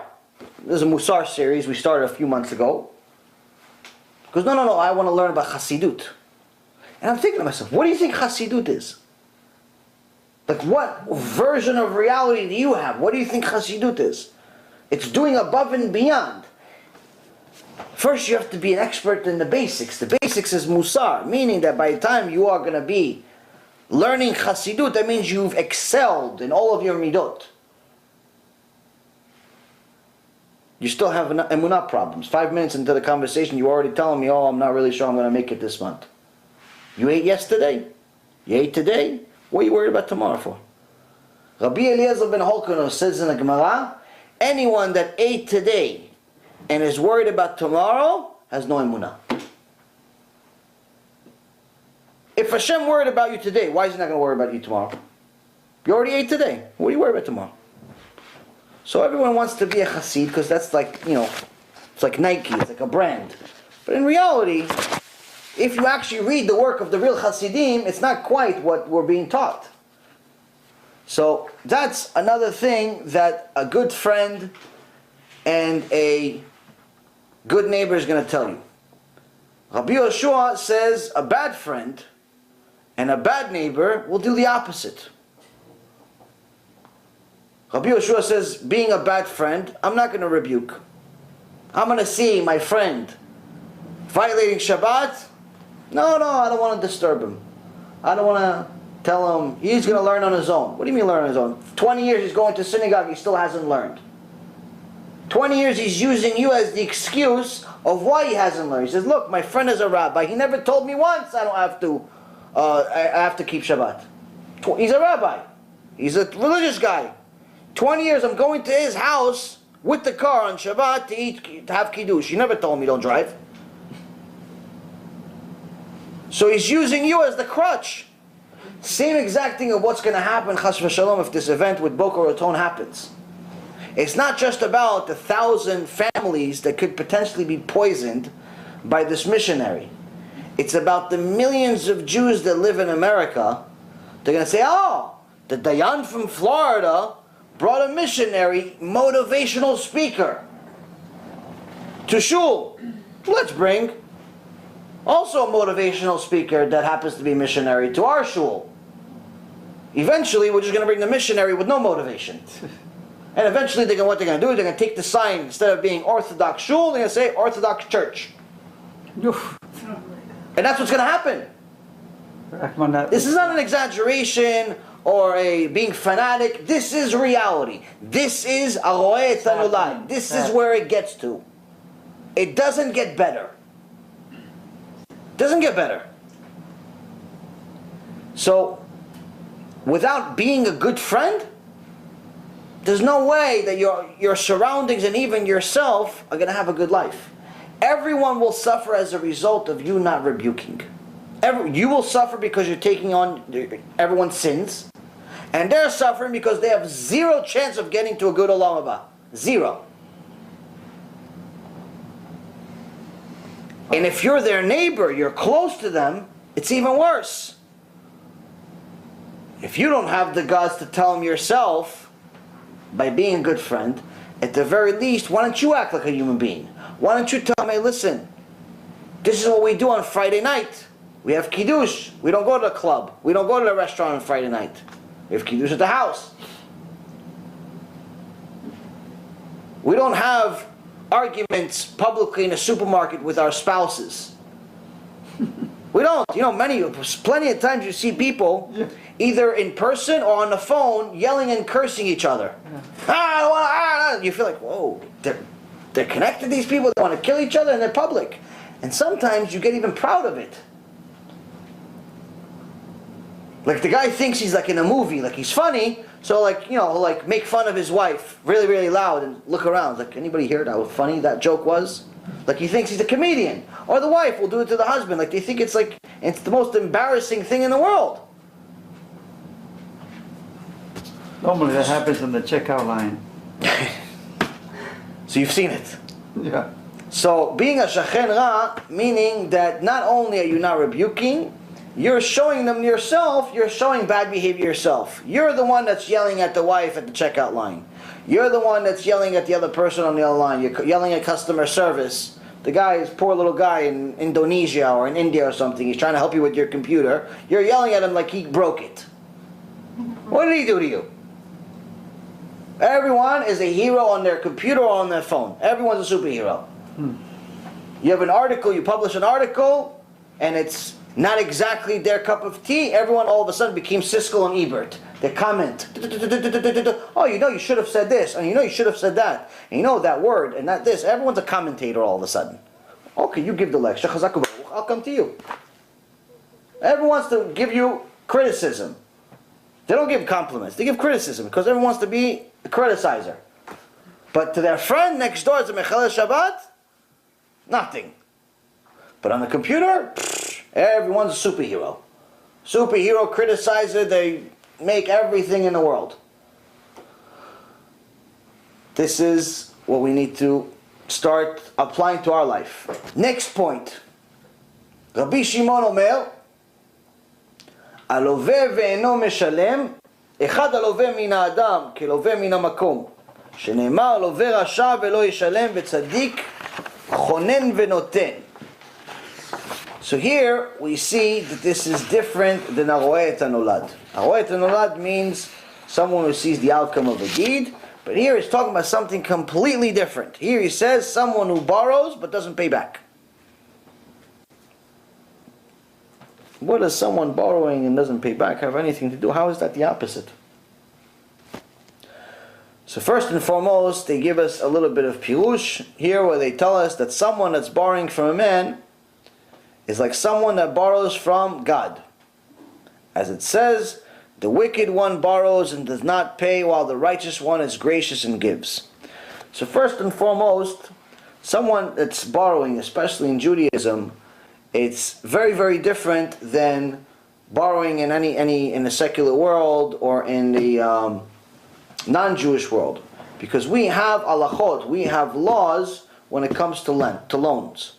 First and foremost, you're never allowed to charge a Jew interest.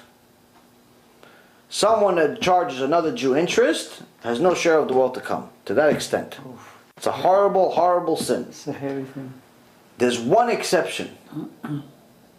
There's only one time that you are not only allowed, but according to Rav Ovadia and the rest of Chazal that talk about this specific issue, you're actually obligated. You should charge interest on another Jew. When? When he's a Mechalel Shabbat. Wow. Why? Rav Ovadia says you charge him interest because he's not considered Jewish anymore. Oh. It's like a going. And a non-Jew, you have to charge him interest. You can't just give them money for no reason. You have to charge them interest. It's a business. With a Jew, you're in essence doing a mitzvah. It's actually a bigger mitzvah to lend another Jew money than to give tzedakah. And the reason why is because when you give tzedakah, there's always an element of shame. The person that receives tzedakah is ashamed of receiving tzedakah. It's not fun to receive tzedakah.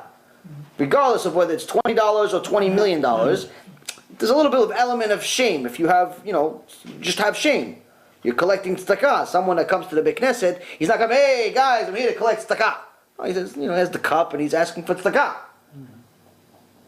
It's not, it's not something that anyone's proud of. So there's an element of shame with tzedakah. But borrowing money, nobody's embarrassed of it.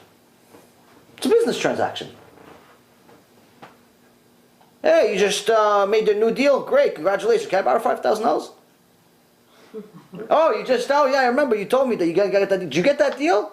Yeah. Oh, great. Can I borrow $10,000? I need to pay this and that. All of a sudden you have all these bills. You heard your friend made money. You want to borrow money, but you feel 100% comfortable asking him for money. Why? It's a business transaction. No one's ashamed to borrow money. But getting tzedakah, everybody's ashamed. Which is the reason why it's a mitzvah, a bigger mitzvah to lend money. And the reason why is because you don't have to put them to shame. The second thing is that also you become a partner with Hashem. In both cases you become a partner with Hashem, but with lending it's even a bigger partner with Hashem than in tzedakah.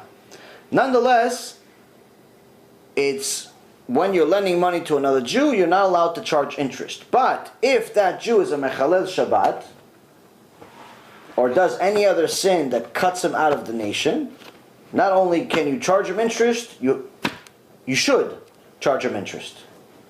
Unless this Jew is expected to do tshuva. And then you may have a problem.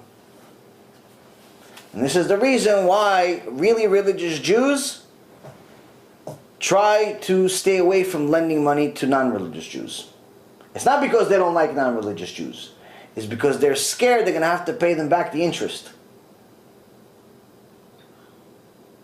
So the guy's in Mechalel Shabbat, he borrowed $300,000-$400,000 from you. You charge him interest, you charge him 10 points, charge him 10%, 30,000 a year. The guy borrowed money, over the next 5 years, you collected $150,000 from the guy.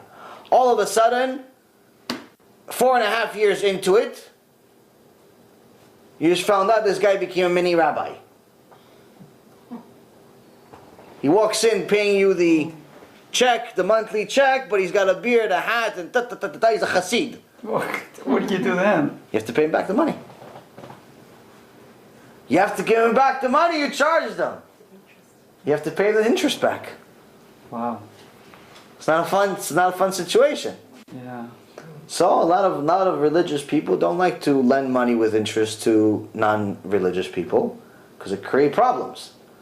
But there are some religious people, or they call themselves religious, that lend money to other religious people, and sometimes to non-religious people, but they still charge them interest.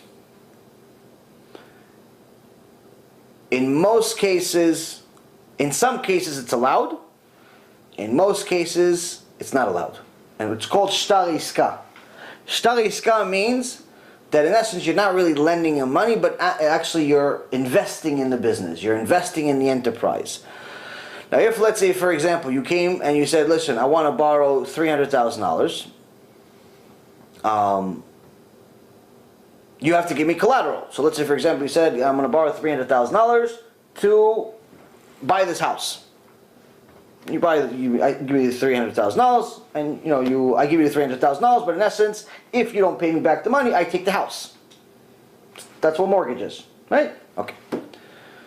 So, in essence, when you are borrowing, there is collateral. So I protect my downside as the lender. But if you're investing into a business, there's really limited protection. Because if you invest, let's say, into my business, also $300,000, but the business goes bust, the product that we made is unwelcomed in the market, the patent failed, it didn't work out, really all you have left is, some proceeds from, whatever assets you have. You have some printers, some computers, some desks, I don't know, a few cars, let's say, that the company owned. You have a few assets, the $300,000, well, you have $15,000 left. So in essence, you lost 90% of the money, over 90% of the money, 95% of the money. So you have a downside, a very, very big downside.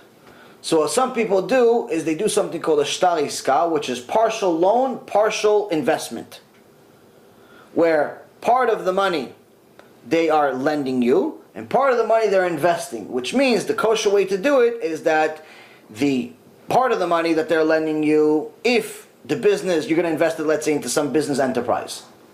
You want to borrow $300,000 and you want to invest it into a new business of some kind. But let's say half the money, you have to pay them back regardless. Whether the business works out or not, it doesn't make a difference. You have to pay that money back because that's a loan. And it's non-interest loan. They don't charge you interest. But the other part, the other let's say if it's 50-50, the other $150,000, they could potentially lose that money. But the upside on the $150,000 is not just 5% or 10%, it's usually a much higher percent, as if they are a partner in the business.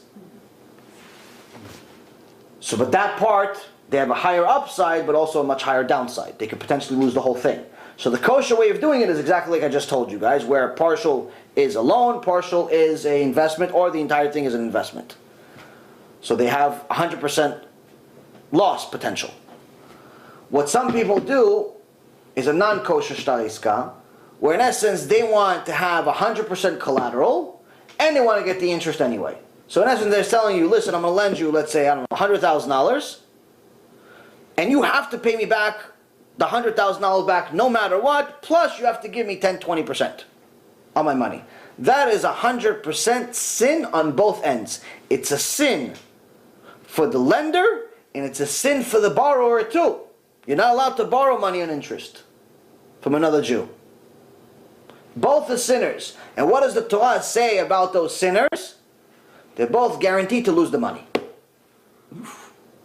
At some point or another, they're both guaranteed to lose the money, and the blessing they have in the money, at some point or another, Hashem will take all of that money.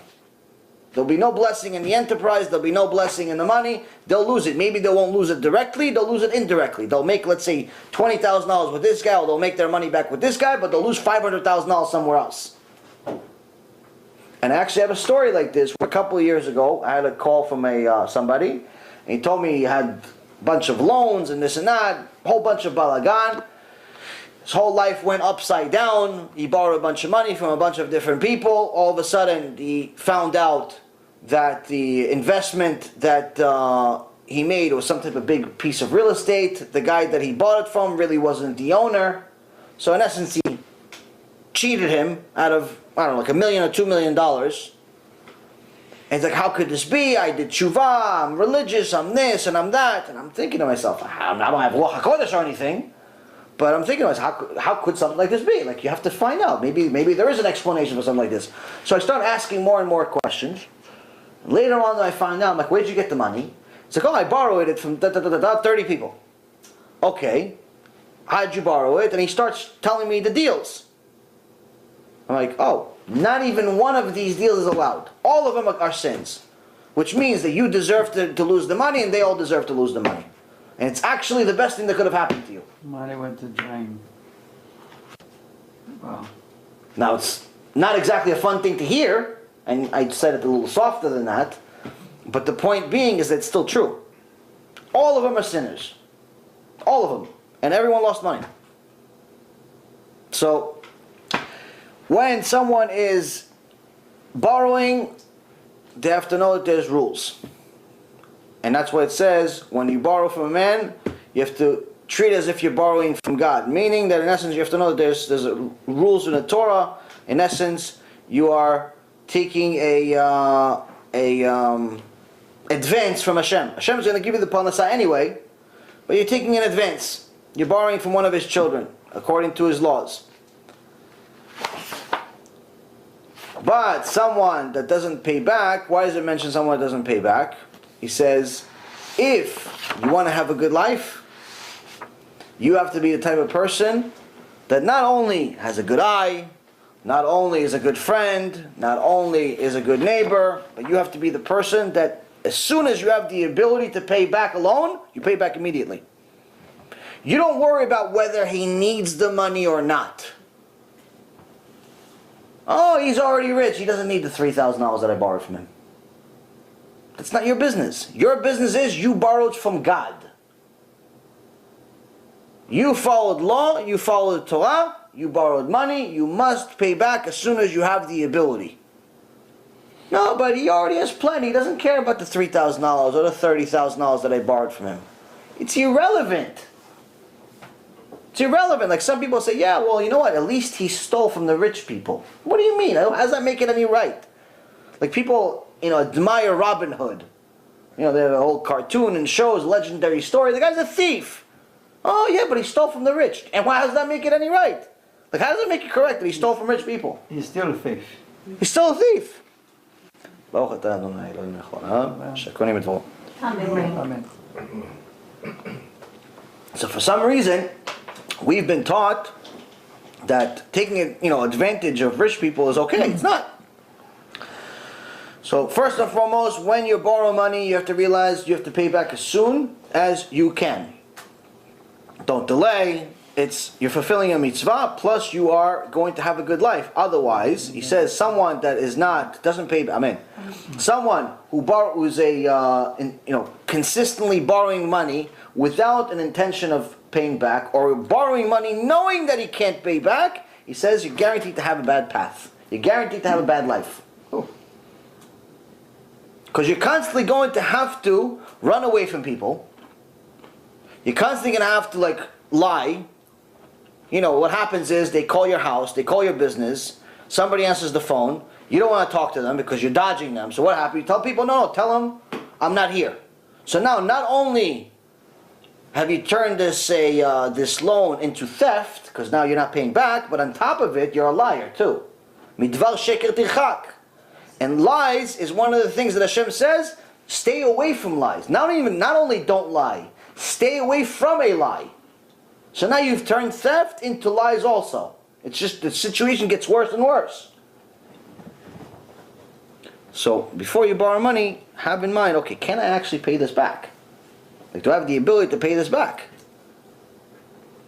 Now, of course, if you're an entrepreneur, if you're a businessman, there are going to be times you have to take certain risks. No one's telling you you can't take risks. There's all types of risks. There's all types of things you can do. But it always has to be calculated. Don't just take the risk because it's other people's money. Don't just be one of these people that takes advantage of the stupid American system, which is unlike any other system in the world, which allows people to take advantage of the government very easily. Pretty much what people do is they borrow money from every single credit card they can. They borrow money from every bank that recognizes their social security number. They get all of these things and they have no intention whatsoever of paying this back. They buy something, they try to do a few things. It eventually doesn't work out because they spend most of their money on shoes and and suits and dresses and cars. Eventually, all the money dies out. So what do? Chapter 11, Chapter 7, bankruptcy. Bankruptcy, restart. You build your credit over the next several years. Let's start again. But now bankruptcy by itself, if the government allows it, it doesn't necessarily make it illegal. It's fine. You can do it according even to Jewish law if you have no other option. But if you're doing it just because it's available to you, but in reality you don't need to declare bankruptcy, you're a thief. You're taking advantage of a system, you're a thief. You're 100% thief. Many people do this with real estate, thinking they're tzaddikim, and not only tzaddikim, they're savvy. Like, oh look, I bought 10 pieces of property, real estate market went down, so I gave back 8 of them, and then I sold 2 to my brother, to my sister, to my this, to my that, and I declared bankruptcy, and I don't have to pay any money back. Okay, you're a thief. You are a thief. Why? Because if you had enough money to pay for those 2, you should have actually used the proceeds to pay for the rest as much as you can. You can't just declare bankruptcy because you feel like it. It costs them money. So, this is when someone has Yirat Shamayim, when someone has fear of Hashem, and they realize that every loan, it's like they borrowed from God. Then the loan changes. Then you're not worried about whether the loan says Bank of America, or TD Bank, or Steve Robertson. Doesn't make a difference where it's from. You know it's from Hashem. You have to comply with the law. Not the law just of the nation, of the land, but law of Shamayim. Rabbi Elazar Omer, Levra. Levra. Rabbi Elazar says, a wicked heart. What's the last bad trait that someone must stay away from? He says, stay away from having an evil heart. And Rabban Yochanan says, רואה אני את דברי אלעזר בן ערך מדבריכם, שבכלל דבריו דבריכם. Rabbi Yochanan says, I prefer the words of Elazar ben Arach to all of your words, for his words include your words. Meaning that a wicked heart applies as all of those other things that each one of you mentioned. He says, Rabbi Elazar ben Okrosh, you said, evil eye. Then you said a bad friend, bad neighbor, doesn't pay back loans. All of these things are included in an evil heart.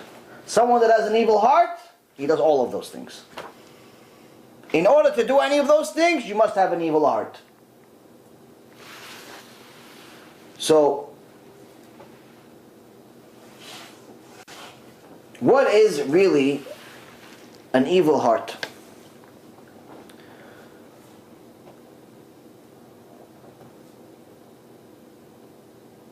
The Gemara says Lev Ra is in essence the Yetzer Hara.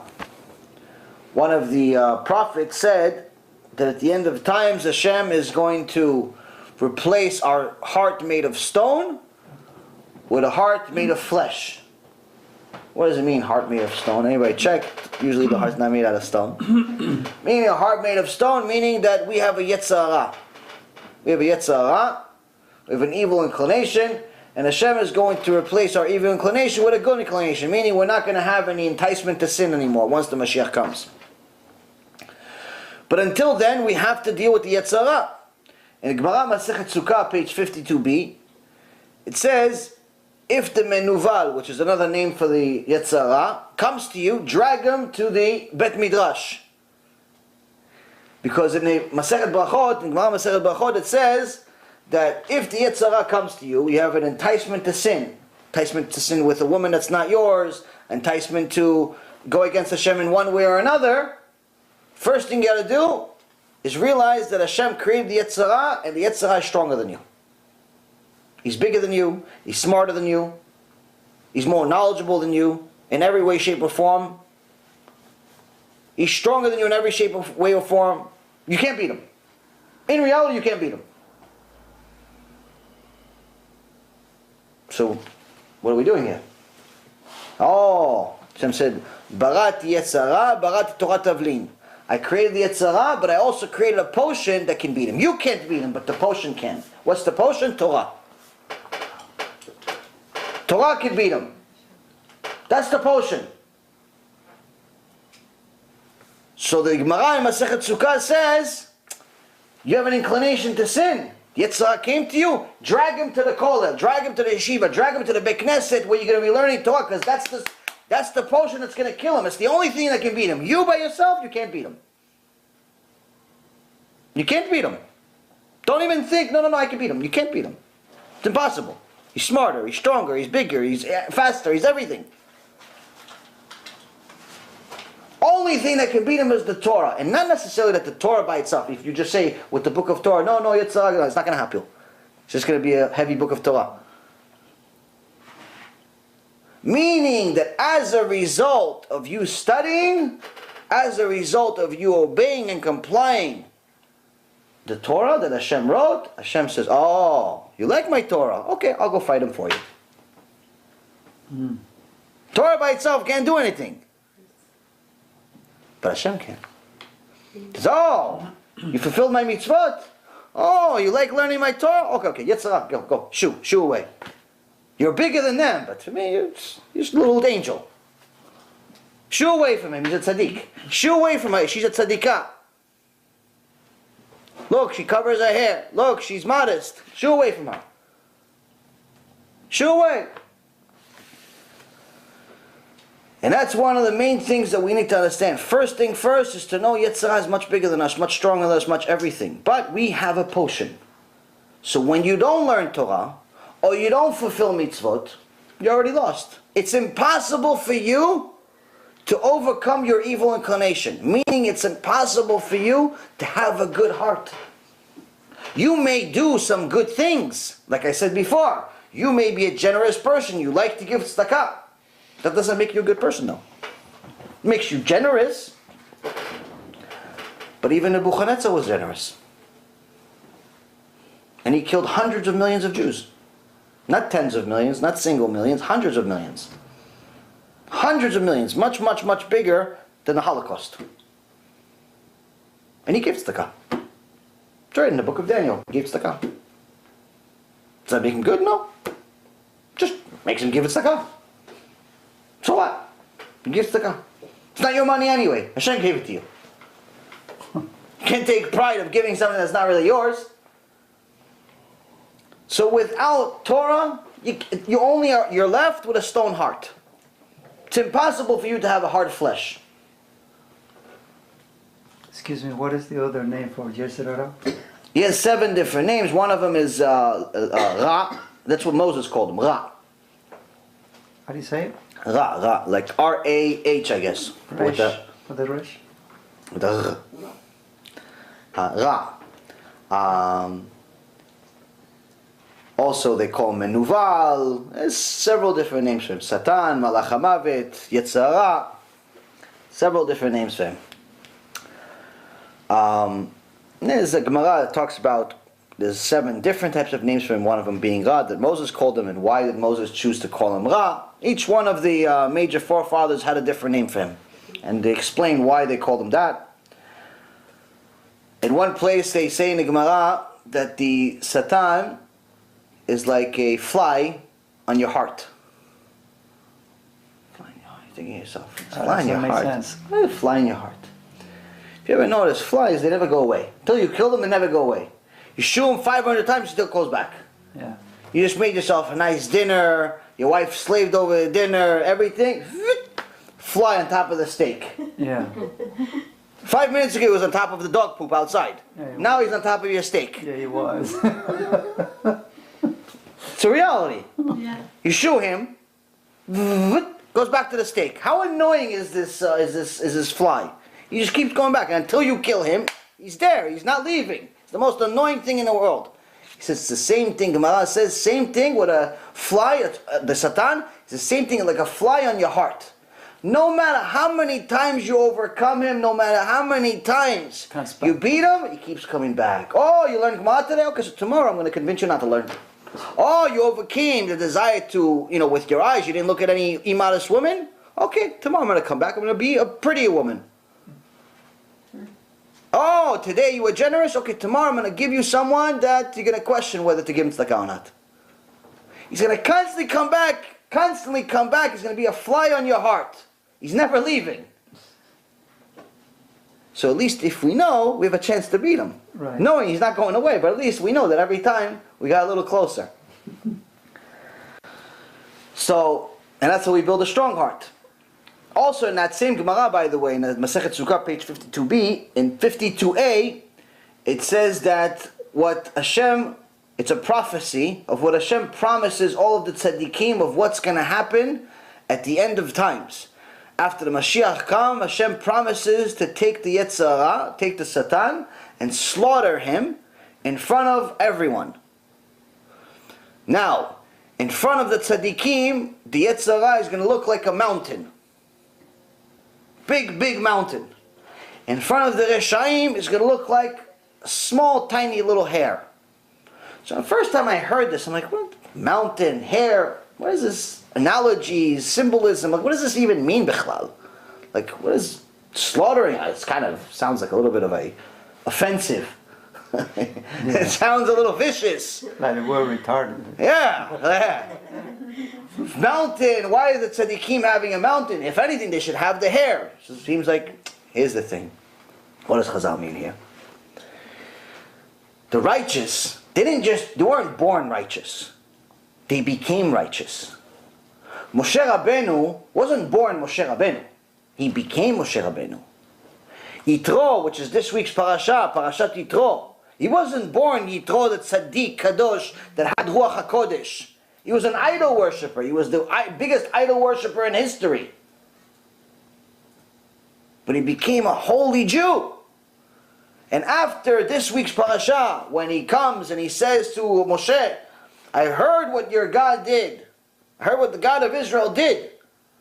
And I want to be part of the nation now. And he even gives Moshe Rabbeinu advice of how to start a judicial system, which we learned last year, if you remember. But after that, you learn something baffling. Moshe Rabbeinu comes to Yitro. He says, no, don't go. Don't leave us. Stay with us. Where's he going? You found out the truth. You left all the idol worship. You became a Jew. You went through the whole conversion system with the recognized Bet Din. Everything is good. Orthodox conversion. Where are you going? What does Yitro say? How could I have the truth and not tell all my people? Wow. All my people back in Midian. They're all idol worshippers, miskinim, poor people. I'm going to let them all stay idol worshippers? What kind of person do you think I am? Think I'm an evil person, selfish? Just worry about my neshama? No. I'm going to go back there, go save my children, my friends, my neighbors. I'm going to go do kiruv. And that's what he did. And Chazal says he succeeded and he converted everyone. Wow. Everyone converted to Judaism, and eventually all of them came to Eretz Yisrael. They met up with Am Yisrael and Eretz Yisrael. Took a while. But he actually converted everyone. Wow. Didn't know that. But he wasn't born Yitro the Kadosh. He wasn't born with a parasha named after him. He was born idol worshiper. That's the difference. And that's one of the things that the tzaddikim, they weren't born tzaddikim. They had to become tzaddikim. They had to overcome this fly on their heart every day. Every day this annoying fly on their heart. Every day this Yetzirah is on their heart. Every day the Yetzirah wants them to steal. Every day the Yetzirah wants them to cheat. Every day the Yetzirah wants them to lie. Every day the Yetzirah wants them to idol worship or invite a missionary. Because it sounds interesting and it sounds motivational. Every day the Yetzirah is there. And the bigger you are in Torah, the bigger your Yetzirah. Don't be confused. It's not like the big Moshe Rabbeinu has no Yetzirah. No, his Yetzirah is so much bigger than yours that yours looks like a midget next to his. It's a different type of Yetzirah. It's an evolved Yetzirah. So they didn't become tzaddikim overnight. And that's why finally when the Mashiach comes, when Hashem slaughters the Yetzirah, they're going to say, oh, it's like a mountain to them, because each day they overcame. Each day a little more. Each day a little more. Eventually, when they finally got to see the Mashiach, it was like, finally this Yetzirah is gone. But it's like, it was been a big burden my whole life. So it's a huge mountain that you overcame. You climbing and climbing. You don't look back. You climb and you climb and you climb and you fall a little bit and you climb again. And you climb and you climb and you climb and you climb. And eventually when you get to the top and you look back, it's like, wow, I really did all that? That's going to be the tzaddikim. Tzaddikim are going to finally arrive and see the Mashiach get slaughtered and say, wow, we're here. We're here. I have Olam Haba. I have eternity. What are the Rashayim are going to say? They're going to look at the Satan and it's going to be like hair. Small, tiny little hair. And Hashem is going to tell them, you didn't even try to overcome a Yetzirah of just day to day. You didn't even eat kosher once for the day. You had an option, go to McDonald's, not kosher, or go to a kosher burger place. Eat the kosher chocolate or the non-kosher chocolate. You had a choice every day. It's not that it wasn't, it was the kosher chocolate was $5 and the non-kosher was a penny. No, this was 5, this was 5.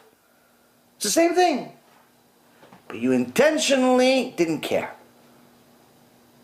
You intentionally didn't try. And that's why your Yetzirah is tiny. And look, because of this tiny Yetzirah that you couldn't even overcome, that you didn't even overcome, that you didn't care enough to overcome, you're just going to watch the Yetzirah get destroyed, but you're going to the same place as him. You're not going to enjoy this Mashiach.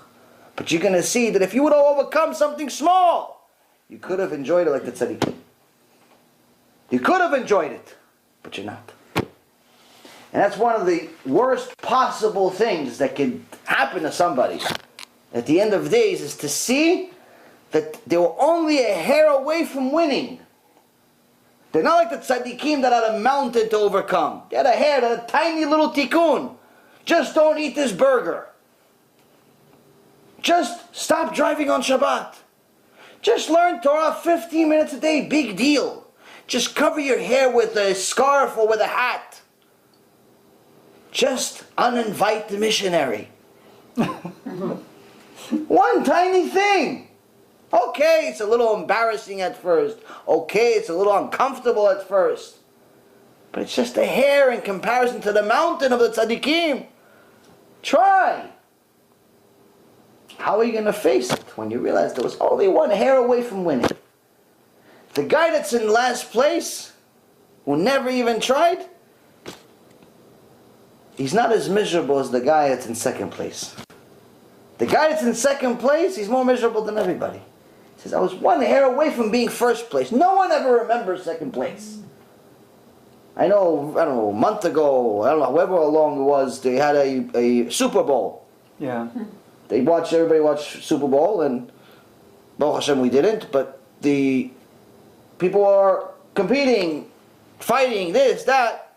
Now, of course, I asked people who won the Super Bowl, I'm sure everybody would know. But if I asked you who was second place 5 years ago, no one would remember, because no one cares about second place. But if I asked you who was the last place team a few years ago, most people say, oh yeah, it was Detroit, or whatever team it was at that time was last place. Usually people say, oh yeah, some team, who cares? They used to be a bad team, now they're a good team. Now the bad team, the one that was last place, they were last place, they don't really care that much. Who's the most miserable? Second place. Second place, yeah. The one that made it to the Super Bowl but didn't win. Missed it for a hair. The one that came to this world with everything. You came as a Jew. That's already being a winner. You came with a lotto ticket. You came with a lotto ticket. But you didn't scratch it. So it expired. You had a winning lotto ticket. You had a winning lotto ticket in your hand. You were born a Jew. You converted to Judaism. You did something right in your life. You got here. You got the lotto ticket. Your ticket is definitely the winner. It's not maybe the winner. It's definitely the winner. 7.5 billion people, only 15 million or so are Jews. Out of the 15 or so million, 3 million are religious. You happen to be one of them, you're guaranteed to be a winner. You have the winning lotto ticket. But you decide to lend somebody money with interest. And he was a Jew. Oof. But you decided to be a rabbi, a kehillah, but you brought a missionary that was a motivational speaker. Oof. And a few people from the kehillah converted to Christianity because of you. Or their kids did. That's heavy. You were a rabbi. You were dayan. Talmid Chacham. You wrote articles. You wrote books. You had this. You had everything. But one Jew lost his olam haba because of you.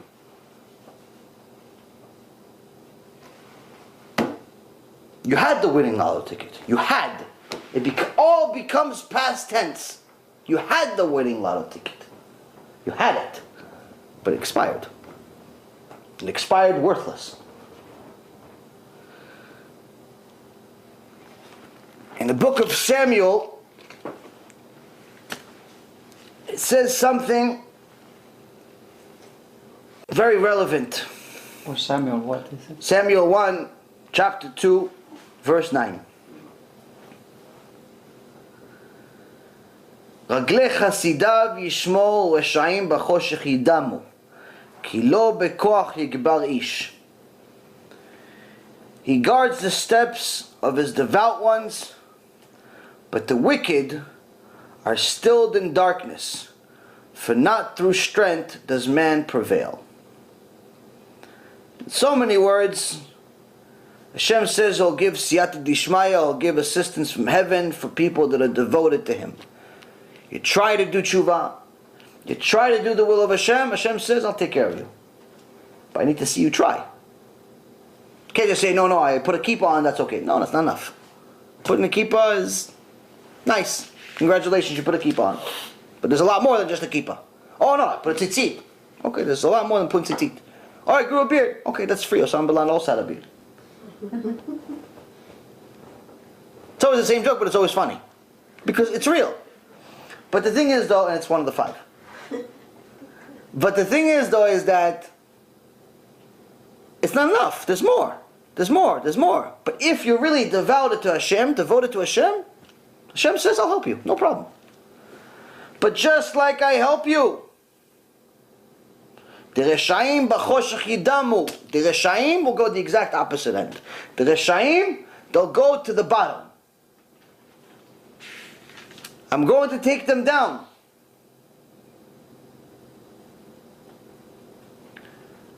Interestingly enough, one of the prophecies is that at the end of times we're going to have a war There's going to be a Gog and Magog war.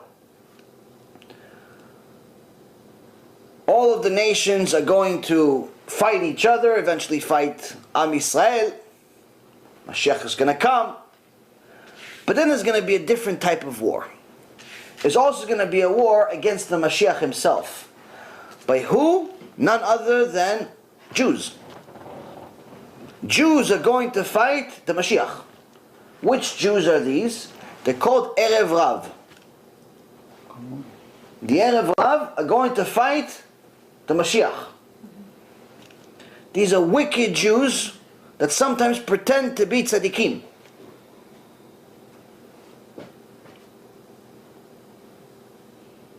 Now here in this verse, we have a little bit of an interesting hint. That sometimes the wicked are not who we think they are. Sometimes, of course, listen, someone that goes against Hashem on a regular basis is not exactly friendly with Hashem. But sometimes we're surprised at who the wicked are. When it says U'reshaim b'choshech yidamu, that the wicked ones, Hashem is going to put them into darkness, He's going to punish them. The Rashet Tevot, the first letter of each one of these three words, is Resh in Reshaim, Bet in Bechoshech, and Yud in Idamu. Spelling, Rabbi. And this is one of the things that makes this generation as confusing as can possibly be. When sometimes you have people that in essence are supposed to be the leaders, superheroes, the Moses, he's the biggest Rasha of all.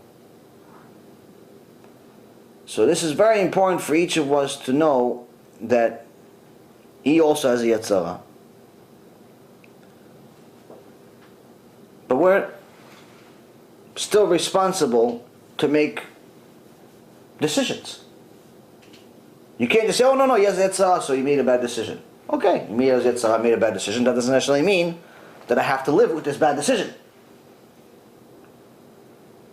I still have the responsibility of having a good eye. So I gave him kaf zchut. Okay, but he keeps making bad decisions. Okay, I have a responsibility of being a good friend. Okay, so I have to tell him, I have to rebuke him. Hey, listen, you made a bad decision last week and you're making a bad decision this week. I have the responsibility of being a good neighbor. So I have a responsibility of seeing the nolad, the outcome. Seeing that if we continue making these bad decisions, eventually there's consequences. Yeah, there's always consequences. So everything we do and say. This is an important thing for each and every single one of us to understand, because at the root of everything, each one of us has to take responsibility for ourselves, responsibilities for our nation as well. You can't just plead the fifth and say nothing. Oh no, I didn't see, I didn't hear, I didn't know. You still have to take responsibility for your actions. You have to take responsibility for your community. You have to take responsibility for your family. You can't just let the mashgiach continue without being the mashgiach on him too. The mashgiach also needs to have a mashgiach. Everyone has to have a boss of some kind. But once we see that someone's rogue and someone just goes off and just start doing whatever you can't stay connected to it. You cannot stay connected to it. So Rabban Yochanan is saying the root of a good life is having a good heart. You want to develop every good quality. Every good quality has to start with a good heart. Meaning, you have to love Hashem, you have to love His Torah, you have to want to have a purpose. But the same token, the root of every single bad character trait, the root of every single problematic life is an evil heart. When you have an evil heart, you're going to be jealous, in a very, very bad way. You're going to be envious in a horrendous way. You're going to never rebuke anyone because you are just don't care enough about them. You're never going to be the good neighbor because obviously if you don't care enough about people to rebuke them, then you definitely don't care enough even about yourself to live a righteous life. And this can lead you to more and more sins, even to such an extent that you make such a simple sin like not paying people back, which is relatively an easy mitzvah. You took 100, give back 100. You took 1,000, give back 1,000. Obviously, if you have no way of paying it back, it's a different story. It's not considered a sin if you have no way of paying it back. It's out of your control and you were careful, but you made a mistake or something that just didn't work out and you can't pay it back right now. That's not a sin. But if you knowingly borrowed and knowing you knew that you're not going to be able to pay back, you're a thief. And that's a relatively easy sin to not make. Just don't borrow. But why would you borrow? Because of the very same reason that we started. Because you're constantly looking at other people's stuff. You're seeing he has a brand new car, so you want to have a brand new car. But you can't afford the brand new car. So what do? You borrow money that you can't afford to buy a brand new car. You saw him putting an extension to his house, so you're putting an extension to your house. But you can't afford that extension in your house. Yeah, but everyone wants to catch up with the Joneses. Everyone wants to look like they have and they this and everyone lives above their means and eventually declares bankruptcy. Why? Stop looking elsewhere. Look in the mirror. The root of all these problems is a wicked heart. Not wicked heart where someone is a murderer. Wicked heart in the sense that you're just steering the wrong way, where you're allowing the Yetzer Hara to make the decisions for you. Yetzer Hara is taking control over your heart, and you're becoming pretty much everything's on autopilot. Only problem is, the auto is the Yetzer Hara.